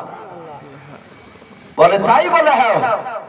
সাথে হাতে হযরত বাপজি সাহাবায়ে কেরামরা বললেন যে মদিনার লোকেরা বিশ্ব নবীকে কতটা ভালোবাসে জানো? বলে না। বলে একটু শোনাও। সাহাবায়ে কেরামরা বাপজি বলতে লাগলেন যে শুনে নাও, বিশ্ব নবী রাহমাতুল লিল আলামিন মুহাম্মদ সাল্লাল্লাহু আলাইহি ওয়াসাল্লাম যেদিন মক্কা থেকে বাপজি মদিনাতে চলে যায়, রাসূল মক্কা থেকে মদিনাতে যাওয়ার পূর্বে নবুয়তের কথাটা মদিনার লোকেরা জানতে পেরেছিল কি পেরেছিল না ভাই? নবীর কথা সবাই বাপজি তারা জেনে নিয়েছিল। মদিনার লোকেরা যেদিন জানতে পারলো বিশ্বনবী মক্কা থেকে মদিনাতে পালিয়ে আসছে, মদিনার সব লোকেরা রাস্তার দুই ধারে বাপজি দাঁড়িয়ে গেছে আল্লাহর নবীকে দেখবে। সাহাবারা বলাবলি করেছে নবী আসলে আমার বাড়িটা দিয়ে দেব, আমার বাড়িতে নবী থাকবে। আর একজন নেতা সাহাবা বলেন না না, তোমার বাড়িতে আমার বাড়িটা ভালো হবে, আমার বাড়িতে নবী থাকবে, নবীকে আমার পুরো বাড়িটা দিয়ে দেব। এইভাবে সব সাহাবারা আলোচনা করেছেন। বাবা গোটা মদিনার লোকেরা বাপজি তারা আনন্দ আত্মহারাও। সারা পৃথিবীর রহমাতুল লিল আলামিন পয়গম্বর জনাবে মুহাম্মদুর রাসূলুল্লাহ সাল্লাল্লাহু তাআলা আলাইহি ওয়াসাল্লাম তিনি চলে যাচ্ছেন মদিনায়। ছোট ছোট বাচ্চা ছেলেরা ডাক দিয়ে বলেন ও আব্বা,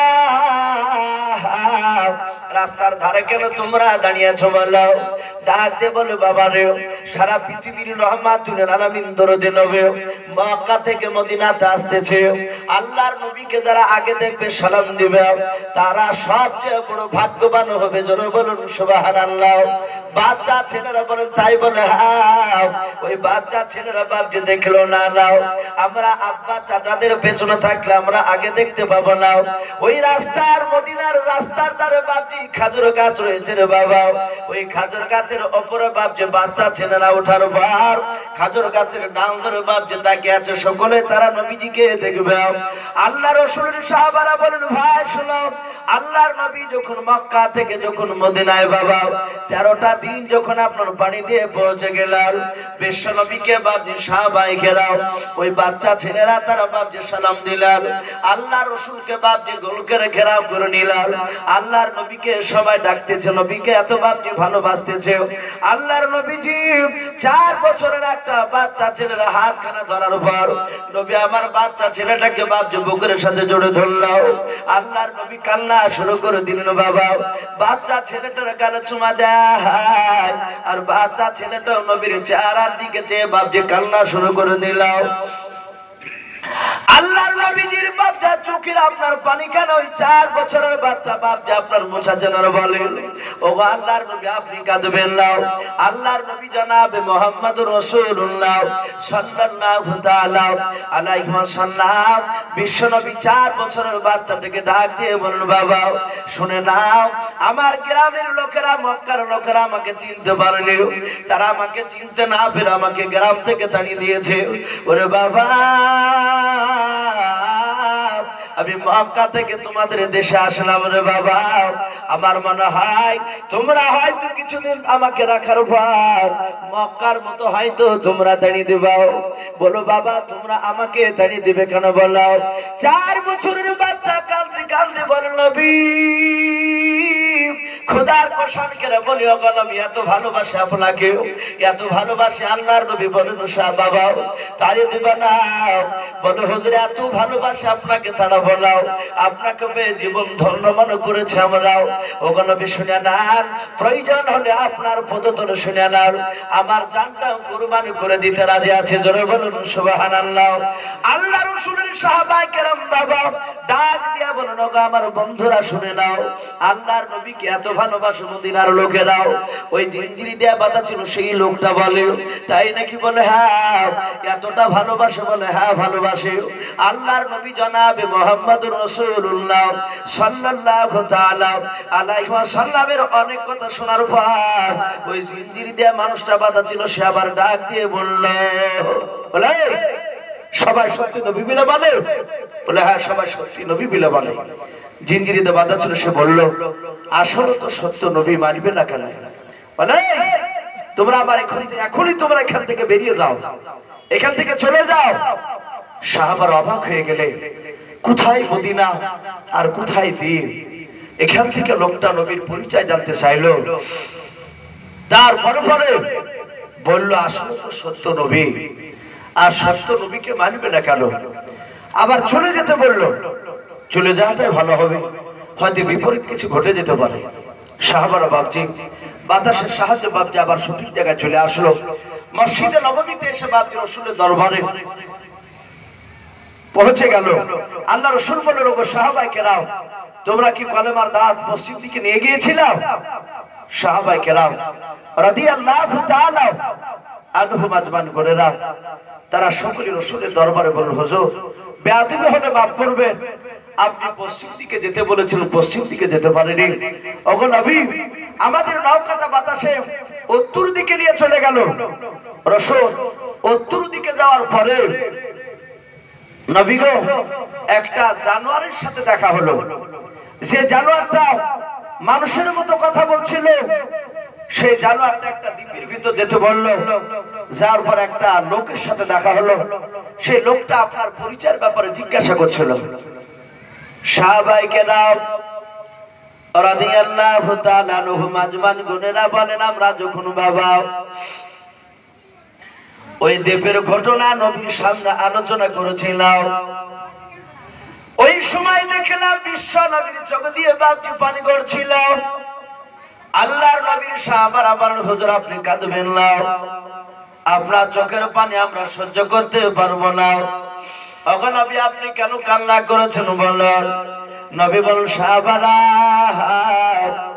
ওই জঙ্গলের ভিতরে দ্বীপের ভিতরে যে লোকটাকে দেখেছো মনে বলো, ওই লোকটাকে কি তোমরা চিনতে পেরেছো বলো? সাহাবায়ে কেরাম রাদিয়াল্লাহু তাআলা আনহুম আজমান গুনেরা বলেন ওগো আল্লাহর নবী ওই যা মানুষটার চিনার পরিচয় পূর্বে আপনি আগে সর্বপ্রথম এই জানোয়ারটার আপনি পরিচয়টা দিয়ে দাও। ওই জানোয়ারটাকে পূর্বে কোনোদিন কোথাও দেখে নাই, জীবনে প্রথম আজকে দেখে আসলাম। ওগো আল্লাহর নবী ওই জানোয়ারটার নাম কি? জানোয়ারটার ব্যাপারে একটু আপনি বলেন। আল্লাহর নবী জনাবে মুহাম্মদুর রাসূলুল্লাহ সাল্লাল্লাহু তাআলা আলাইহি ওয়াসাল্লাম ডাক দিয়ে বলেন ওগো আমার সাহাবারা শুনে নাও, ওগো আমার সাহাবারা ওই জানোয়ারটাকে এখন যদি তোমরা দ্বীপের ভিতরে চলে যাও সবাই মিলে গিয়ে যদি গোটা দ্বীপটাকে চিরুনি তল্লাশি যদি চালাও ওই জানোয়ারটাকে আর দেখতে পাবা না। ওগো আমার সাহাবায়ে কেরাম শুনে নাও, ওই জানোয়ারটার ব্যাপারে আল্লাহ আমাকে কোরআনে জানিয়ে দিয়েছেন ওয়াইদা ওয়াকাল ক্বালু আলাইহিম আখরাজনা লাহুম দাব্বাতাম মিনাল আরদি তুকাল্লিমুহু আন্নান নাসা কানু বিআয়াতিনা লা ইউকিনুন।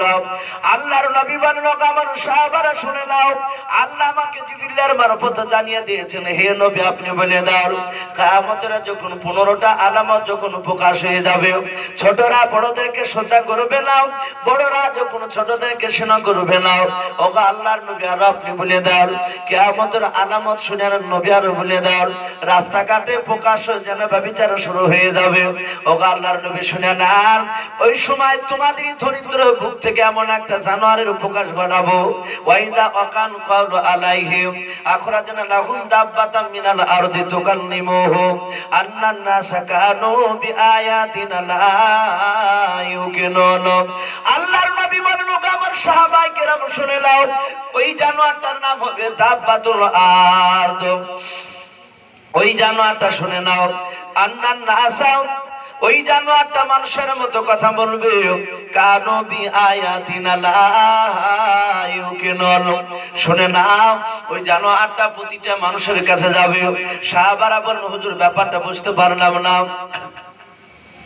আল্লাহর নবী জনাবে মুহাম্মদুর রাসূলুল্লাহ সাল্লাল্লাহু তাআলা আলাইহি ওয়াসাল্লাম বিশ্ব নবী ডাক দিয়ে বলেন, ওগো আমার সাহাবারা শুনে নাও, ওই জানোয়ারটার ব্যাপারে পাওয়া যায়। যারা উলামা বাপ যে জানেন তারা হয়তো পড়েছেন বাবা, মুসলিম শরীফের বাপ যে হাসিয়াতে পাওয়া যায়। আল্লাহর নবী বলেন, ওগো আমার সাহাবারা ওই জানোয়ারটাকে তোমরা দেখতে পাবা না? বলে নাও।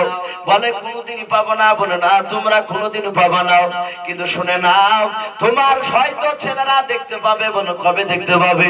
কিয়ামতের আগে। শুনে নাও ওগো আমার সাহাবায়ে কেরাম, ওগো শুনে নাও, ওই যে সফা পাহাড় দেখেছো? বলে হ্যাঁ, ওই কিয়ামতের আগে সফা পাহাড়টা চৌচির হয়ে যাবে, ফেটে যাবে। ওই পাহাড়ের ভিতর থেকে ওই জানোয়ারটা বের হবে, যেই জানোয়ারটার সাথে তোমরা কথা বলে এসেছো। বলে হ্যাঁ, ওই জানোয়ারটা বের হবে। ওগো আল্লাহর রাসূলের সাহাবারা, এই আমার সাহাবারা শুনে নাও, ওই জানোয়ারটা খালি হাতে বের হবে না, তার হাতে দুটো জিনিস থাকবে। রাসূলকে বললেন, হুজুর কি এমন জিনিস থাকবে? দুটো বললেন। আল্লাহর নবী বলেন, ওগো সাহাবারা, ওই জানোয়ারটার নাম হবে দাব্বাতুল আরদ। ওই জানোয়ারটার ডান হাতে থাকবে হযরত মুসা নবী পয়গম্বর আলাইহিস সালামের লাঠি, আশা মোবারক লাঠি কালাও। আর ওই জানোয়ারটার বাম হাতে থাকবে হযরত আপনার সুলাইমান আলাইহিস সালামের আঙ্গুটি কালাও। আল্লাহর নবীকে সাহাবারা বলেন, হুজুর ওই জানোয়ারটা লাঠি আর আংটি নিয়ে কি করবে? বলেন। বিশ্ব নবী বলেন, ওগো আমার সাহাবারা শুনে নাও, দ্বীপের ভেতরে যে লোকটাকে দেখে এসেছে, বলে হাও, ওই লোকটার একটা চোখ কি কানা ছিল? সাহাবারা বলেন, হুজুর একটা চোখ কানা ছিল, আর একটা চোখে দেখলাম কিছুটা তার গোশতের টুকরা দিয়ে ঢাকা ছিল। আল্লাহর নবী জনাবে মুহাম্মদুর রাসূলুল্লাহ সাল্লাল্লাহু তাআলা আলাইহি ওয়াসাল্লাম নবী ডাক দিয়ে বলেন, সাহাবারা যে দাজ্জালের কথা কয়েকদিন আমি পূর্বে থেকে আলোচনা করেছিলাম, ওই দ্বীপের ভেতরে যেই লোকটার সাথে কথা বলে এসেছে, শুনে নাও, ওই লোকটাই হবে দাজ্জাল। এই আমার সাহাবায়ে কেরাম শুনে নাও, ওই দাজ্জালের হাত পা লোহা দিয়ে শিকল দিয়ে বাঁধা আছে। বলে হ্যাঁ, ওই জানোয়ারটা নাই, ওই দাজ্জাল কিয়ামতের আগে বেরিয়ে আসবে। ওগো আমার সাহাবায়ে কেরাম শুনে নাও, ওই দাজ্জাল গোটা পৃথিবীকে আপনার দখল করে নেবে। শুধু তিনটা জায়গা দখল করতে পারবে না। এক নাম্বার বাপ যে বলা হয়েছে কাবা শরীফ, মক্কার মদিনাও। মক্কা, দুই নাম্বার বাপ যে মদিনাও, তিন নাম্বার বলা হয়েছে আপনার বাইতুল মুকাদ্দাস। এই তিনটা জায়গা দখল করতে পারবে না। তাছাড়া গোটা পৃথিবীকে বাপি দখল করে নিবে। সাহাবায়ে কেরামরা শুনে বলল, হুজুর ওই দাজ্জাল যখন গোটা পৃথিবী দখল করে নেবে, মাত্র তিনটা জায়গা পারবে না। বলে না। ওগো আল্লাহর নবী শুনে নাও, মাত্র কয়েকজন মানুষ সংখ্যায় কম, তারা মক্কা মদিনার লোকেরা হবে। এরা সবাই মিলে ওই দাজ্জালের মোকাবেলা কেমন করে করবে? বলেন। বিশ্ব নবী বলেন, ওগো আমার সাহাবায়ে কেরাম শুনে নাও, সেই দিন মদিনার মক্কার লোকেরা ওই দাজ্জালের মোকাবেলা করবে না। বলে কে করবে? বলে আমার আল্লাহ দায়িত্ব নিয়েছেন। জোরে বলুন সুবহানাল্লাহ। দাজ্জাল যখন বেরিয়ে চলে আসবে, লক্ষ লক্ষ কোটি কোটি বেঈমানকে দল বেঁধে নিয়ে বাপজি মক্কাতে প্রবেশ করতে যাবে, মদিনায় প্রবেশ করতে যাবে। আর ওই সময় আল্লাহ বাপজি রহমতের ফেরেশতা এক নাই দুই নাই, লক্ষ লক্ষ ফেরেশতা প্রতিটা মক্কার অলিতে গলিতে বাবা 4-5টা করে বাপজি লাঠি নিয়ে ওই ফেরেশতারা দাঁড়িয়ে থাকবে। আর দাজ্জালরা ফেরেশতাকে দূর থেকে দেখে বাপজি তারা পালিয়ে যাবে। বলে এই নবী বলুন ওই জানোয়ারটা কি করবে বলুন। বলে দাজ্জাল গোটা পৃথিবী ভ্রমণ করার পর শুনে নাও, ওই দাজ্জালও পৃথিবী ভ্রমণ করবে, প্রতিটা মানুষের কাছে চলে যাবে। ওই দাজ্জাল যাওয়ার পর যার কপালে বাপজি দাগ টেনে দেবে, ওই লোকটা চিরতর মতো জান্নাতি হয়ে যাবে। আশা মুবারক লাঠি দিয়ে ডান দিকের হাত দিয়ে বাপজি দাগ টেনে দিলে সে জান্নাতি হবে।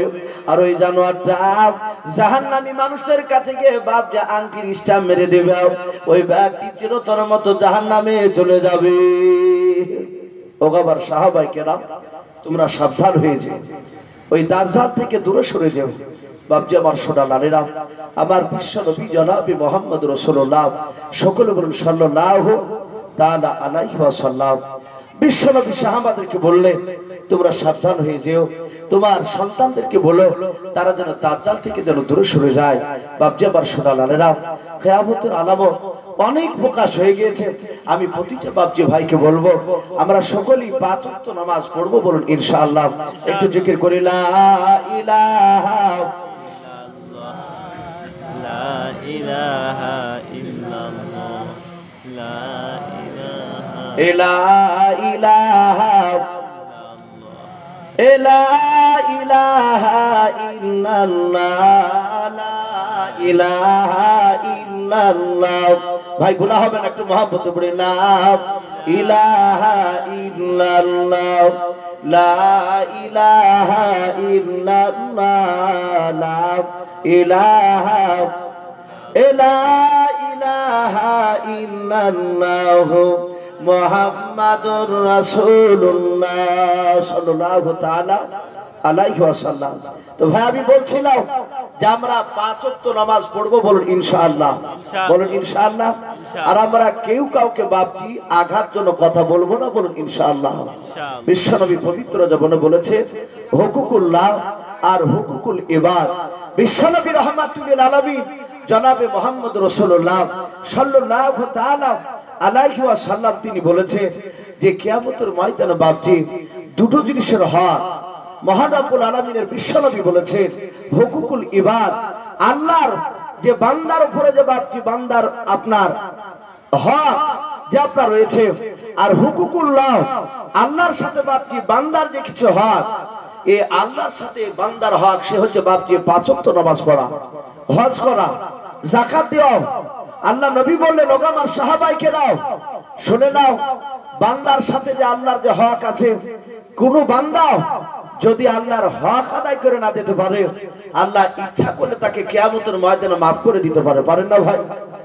কিন্তু এই সাহাবাই কেরাম শুনে নাও, ওগো আমার উম্মত উম্মতিরা শুনে নাও, তোমরা শুনে নাও, বান্দার উপরে যে হক রয়েছে, সে হক মৃত্যুর আগ পর্যন্ত তোমরা যদি আদায় করে না যেতে পারো, কিয়ামতের ময়দানে আল্লাহ রাব্বুল আলামিন তোমাকে মাফ করবে না, বলুন আলহামদুলিল্লাহ। সম্মানিত ভাইরা আমার, বাবা জীবনেরাও, আমার বিশ্ব নবী জনাবে মুহাম্মদ রাসূলুল্লাহ, সকলে বলুন সাল্লাল্লাহু তাআলা আলাইহি ওয়াসাল্লাম।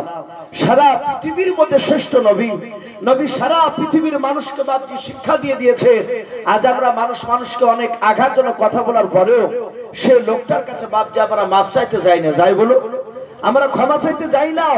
অথচ সারা পৃথিবীর জনাবে মুহাম্মদ রাসূলুল্লাহ সাল্লাল্লাহু তাআলা আলাইহি ওয়াসাল্লাম, সারা পৃথিবীর মধ্যে শ্রেষ্ঠ নবী, যে নবীর বাপজি জীবনে চুল পরিমাণ গুনাহ ছিল না, ছিল বলো, কথা বলো, নবীজির গুনাহ নাই। বিশ্ব নবী রাহমাতুল আলামিন এত ভালো, হযরত মায়েশা সিদ্দিকা রাদিয়াল্লাহু তাআলা আনহা তিনি বর্ণনা করে যে বিশ্ব নবী রাহমাতুল আলামিন তিনি এত দাবি। হযরত আয়েশা বলেন যখন আমার বাড়িতে পানি পড়তো, নবী দিনের বেলাতে বাপজি নয়, রাত্রি বেলায় তিনি রাসূল ঘুমাতেন না, বেশিরভাগ প্রায় রাত্রি দেখতাম বিশ্ব নবী রাত্রিবেলায় ইবাদত করতেন। নবী এত ইবাদত করতেন যে সকালবেলায় দেখতাম যে নবীর পা মুবারকখানা কলা গাছের মতো ফুলে যেত। বলুন আলহামদুলিল্লাহ। ভাইরা আমার, বাবা জীবনেরা, হযরত মা আয়েশা সিদ্দিকা রাদিয়াল্লাহু তাআলা আনহা আল্লাহর নবীকে ডাক দিয়ে বলেন, হুজুর এত ইবাদত কেন আপনি করতে করতে আপনার পা দুখানা ফুলে যায়? ওগো আল্লাহর নবী, আপনার মুখ থেকে শুনেছি নবী আপনি বলেছেন আপনার ডান দিকের বাম দিকের সামনে পেছন দিকের চারিদিকের গুনাহ আল্লাহ মাফ করে দিয়েছেন। ওগো আল্লাহর নবী, এত আপনাকে মাফ করার পর আপনি এত রাত্রি ধরে আপনি ইবাদত করেন, আপনার পা দুখানা ফুলে যায়। বিশ্ব নবী জনাবে মুহাম্মদুর রাসূলুল্লাহ সাল্লাল্লাহু তাআলা আলাইহি ওয়াসাল্লাম, বিশ্ব নবী বাপজি এত বড় দামি নবী হওয়ার পর বাবা নবীদের জীবনীতে বাপজি পাওয়া যায় আল্লাহর রাসূল যখন ইন্তেকাল যখন বাবা আপনার করে যাবে, নবীদের মওতের সময় কিতাবে পাওয়া যায় আল্লাহর নবী মৃত্যুর শয্যা যখন ছটফট করেছিলেন, হাজার হাজার বাবা সাহাবায়ে কেরাম রাদিয়াল্লাহু তাআলা আনহুম আজমান গুনেরা নবীকে গোল করে ঘেরাও করে নিয়ে বাবা তারা দাঁড়িয়ে আছে। আল্লাহর নবীজি চলে যাবেন, সাহাবারা বাপজি নবীর চেহারার দিকে চেয়ে চেয়ে কাঁদতে লাগলেন। আল্লাহর নবী রহমাতুল আলামিন পয়গম্বর জনাবে মুহাম্মদুর রাসূলুল্লাহ সাল্লাল্লাহু তাআলা আলাইহি ওয়াসাল্লাম তিনি আপনার সাহাবাদের দিকে তাকাতে লাগলেন। আল্লাহর নবী হাত দুখানা উঁচু করে বলেন, আবু বকর, ও আবু বকর তুমি আমার হাত দুখানা ধরে একটু বসাও। হযরত আবু বকর সিদ্দিক রাদিয়াল্লাহু তাআলা আনহু বলেন, আমরা অনেক কয়েকজন সাহাবা মিলে নবীর হাত দুখানা ধরে নবীকে চুপচাপ বসে দিলাম। নবী আমার বসে পড়লেন। আল্লাহর নবী বসার পর আল্লাহর নবী বাপজি কান্না করতে লাগলেন। সাহাবা আবু বকর বলেন, হুজুর আপনি কান্না করেছেন কেন বলেন? নবী বলেন, আবু বকর তোমার হাত ওখানে আমাকে ধরতে দাও। হযরত আবু বকর সিদ্দিক রাদিয়াল্লাহু তাআলা আনহু বাপজি নবীর হাত ওখানে ধরে বলেন, হুজুর আপনি কেন আমার হাত ওখানে ধরতে চাইলেন বলেন? বিশ্ব নবী রহমাতুল আলামিন পয়গম্বর জনাবে মুহাম্মদুর রাসূলুল্লাহ সাল্লাল্লাহু তাআলা আলাইহি ওয়াসাল্লাম আবু বকর হাত ওখানে ধরে বলেন, আবু বকর আমি আর বেশি দিন বেঁচে থাকবো না রে।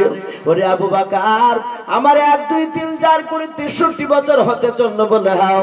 এ আবু বকর শুনে নাও, তুমি আমার সঙ্গে সব জায়গায় চলাফেরা করেছি মানানোর পরে বলে হ্যাঁ ওগো আমার সব আবু বকর আমার হাতের দ্বারায় আমার পায়ের দ্বারায় আর জবানের দ্বারা যদি তুমি আঘাত পেয়ে থাকো, ওরে আবু বকর দয়া করে তুমি আমাকে হয়তো মাফ করে দাও। আর যদি আজকে প্রকাশ মজলিসে যদি তুমি না মাফ করো সাহাবা, ও আবু বকর দয়া করে শুনে নাও, তুমি সেই মারের প্রতিশোধ বদলা নিয়ে নাও। জোরে বলুন সুবহানাল্লাহ। আমার বিশ্ব নবী কার কাছে মাফ চাইছেন বলুন? আবু বকর কাছে। হযরত আবু বকর তিনি হাওমাও করে কাঁদতে লাগলেন। আল্লাহর নবী জনাবে মুহাম্মদ রাসূলুল্লাহ সাল্লাল্লাহু তাআলা আলাইহি ওয়াসাল্লাম বিশ্ব নবী বাপজি দাঁড়িয়ে আছেন। নবী রহমাতুল আলামিন মাফ চাইছেন আবু বকরের কাছে। হযরত আবু বকর সিদ্দিক রাদিয়াল্লাহু তাআলা আনহু তিনি সাথে হাতে বাপজি রাসূলের পা দুখানা ধরে কাঁদছেন আর বলছেন, হুজুর ওগো হুজুর আপনি মাফ করবেন। নবী আপনি আমার কাছে কোনো অন্যায় করেননি। রাসূল শুনালেন, আপনার কাছে আমি অন্যায় করেছি। বলে কবে আবু বকর? বলে যেই দিন আমি আপনাকে চিনতে পেরেছিলাম না। আবু বকরের জীবনীতে এসেছে বাপজি রাসূলকে আবু বকর সর্বপ্রথম চিনতে পারেনি। আমার বিশ্বনবী রহমাতুল আলামিন কলেমার যখন দাওয়াত দিচ্ছিলেন মক্কা নগরে, প্রতিটা জায়গার বিশ্বনবী রহমাতুল আলামিন তিনি দেখলেন যে এক একটা লোক কাফেররাও তারা দুজন করে বাপজি মক্কার অলি গলিতে তারা ঘুরে বেড়াচ্ছে। বিশ্বনবী বলেন, ভাই তোমরা এইভাবে ঘুরে বেড়াও কেন? তখন বলল যে এই লোকটা হচ্ছে আমার জানের বন্ধু, আমার জিগরি দোস্ত। আমি বিপদে পড়লে লোকটা আমার পাশে এসে দাঁড়ায়, আর ও বিপদে পড়লে আমি তার পাশে গিয়ে দাঁড়াই।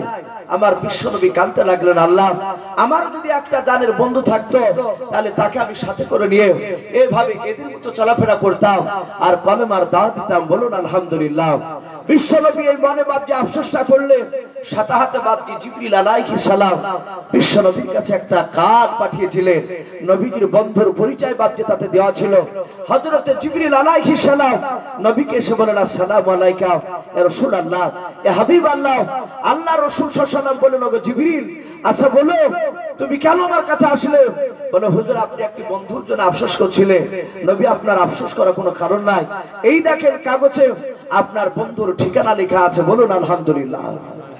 আল্লাহর নবী বলেন, ওরে জিবরিল বলো বলো, কে আমার জানের বন্ধু হবে একটু বলে দাও। হযরতে আবু বকর সিদ্দিক রাদিয়াল্লাহু তাআলা আনহুর ব্যাপারে জিবরিল আলাইহিস সালাম বলেন, হুজুর এই দেখেন কার্ডে লেখা আছে আবু বকর। আরে আবু বকর তিনি কাপড়ের ব্যবসা করেন। এই আবু বকর আপনার জানের বন্ধু হবে। নবী আপনি চিন্তা করবেন না। শুনে নেন, ওই আবু বকর যদি আপনাকে অস্বীকার করে বন্ধু না বলেও আপনি আবু বকরের জামাটা খোলার পর আবু বকরের পৃষ্ঠ মোবারকে একটু দেখবেন কালো রঙের দাগ আছে কিনা। যদি কালো রঙের দাগ থাকে শুনে নেন, আল্লাহর নবী শুনে নেন, ওই আবু বকর আর আপনার মধ্যে সারা পৃথিবীর মানুষকেও আলাদা করতে পারবে না।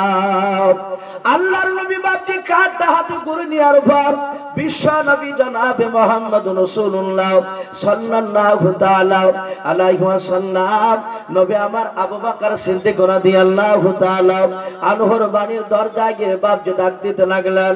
আল্লাহর নবীজি ডাক দিয়েছেন, ও ভাই আবু বকর। আবু বকর বাপজি আপনার ঘরের ভিতরেই বসা ছিল। ডাক দিয়ে তার বন্ধুদেরকে বললাম, যাও যাও কি যেন চিৎকার করে ডাক দিচ্ছে, আবু বকর বলে ডাক দিচ্ছে, একটু দেখে এসো।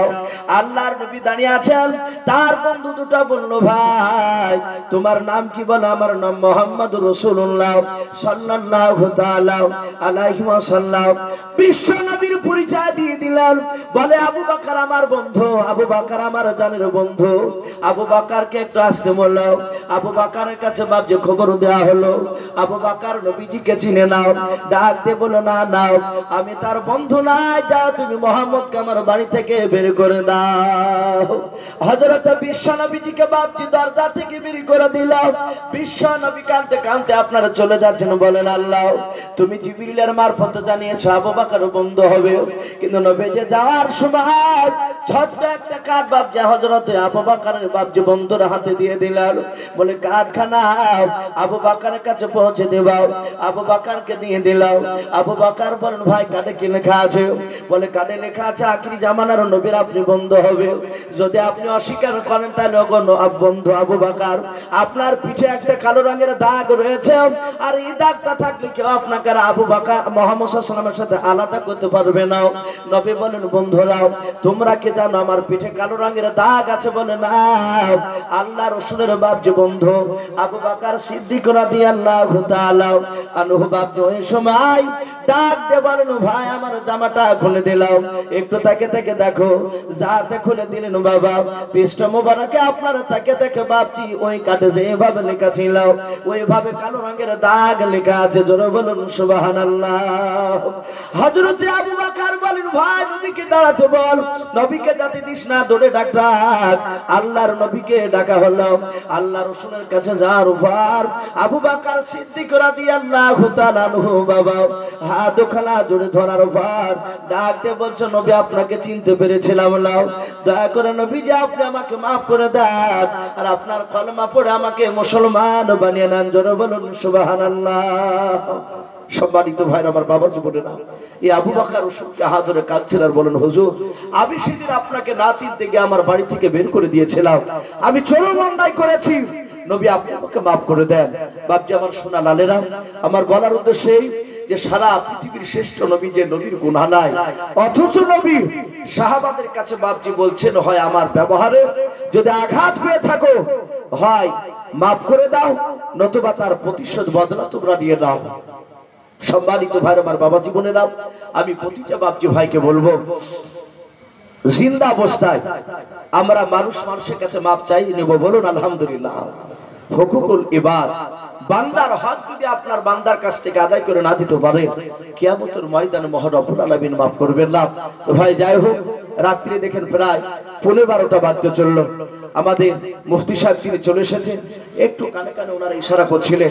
আপনারা সকলে জানেন মসজিদের উন্নতি কল্পে জালসা, তাই মসজিদের উন্নতি কল্পে জালসা। আমার পূর্বেকার বক্তার হাতে, মহসেন সাহেবের হাতে আপনারা অনেকে দান করেছেন। ভাই আমি বেশি নাই, মাত্র মিনিট 3 মতো মুফতি সাহেবকে বসে রাখা, এটা চরম বেয়াদবি হবে। তবে আমি অনুরোধ করবো আপনাদের সকলকে, বাপ আমি মিনিট 3 মতো আমি একটু দেখতে চাই। আমি 1000, 2000, 5000 করে বাপজি আমি আপনাদের কাছে চাইবো না। যেসব বাপজি ভাইরা আছেন, পর্দার আড়ালের মা বোনেরা আছেন, আমি সকলকে বলবো ভাই আল্লাহর ঘরকে বানানোর জন্য 200, 100, 500 যে যা পারবো ভাই, যদি কেউ দিতে বাকি থাকেন দিতে, তাহলে ইনশাআল্লাহ আল্লাহর মহব্বতে বাপজি ঘরকে তৈরি করার জন্য একটু এগিয়ে আসুন ভাই। আমি মিনিট 2-3 মতো আমি যদি বাপজি ভুল হয়ে যায়, তাহলে সকলে ছোট ভাই কিংবা ছোট ছেলে সব ক্ষমা করবে। আর কোরআন হাদিসের কথা যদি জবান থেকে যদি ভুল বেরিয়ে যায়, আপনারা দোয়া করবেন। আমি আল্লাহর কাছে দোয়া চাইবো যেন আল্লাহ রাব্বুল আলামিন আমাকে যেন ক্ষমা করে। তার সাথে হাতে আপনাদের সকলকেও যেন আল্লাহ রাব্বুল আলামিন ঈমানদার হিসাবে আমাদের সকলকে যেন কবুল করুন। আল্লাহুম্মা আমিন। ওয়া আখিরি দাওয়ানা আলহামদুলিল্লাহি রাব্বিল আলামিন। আসসালামু আলাইকুম ওয়া রাহমাতুল্লাহি ওয়া বারাকাতুহু।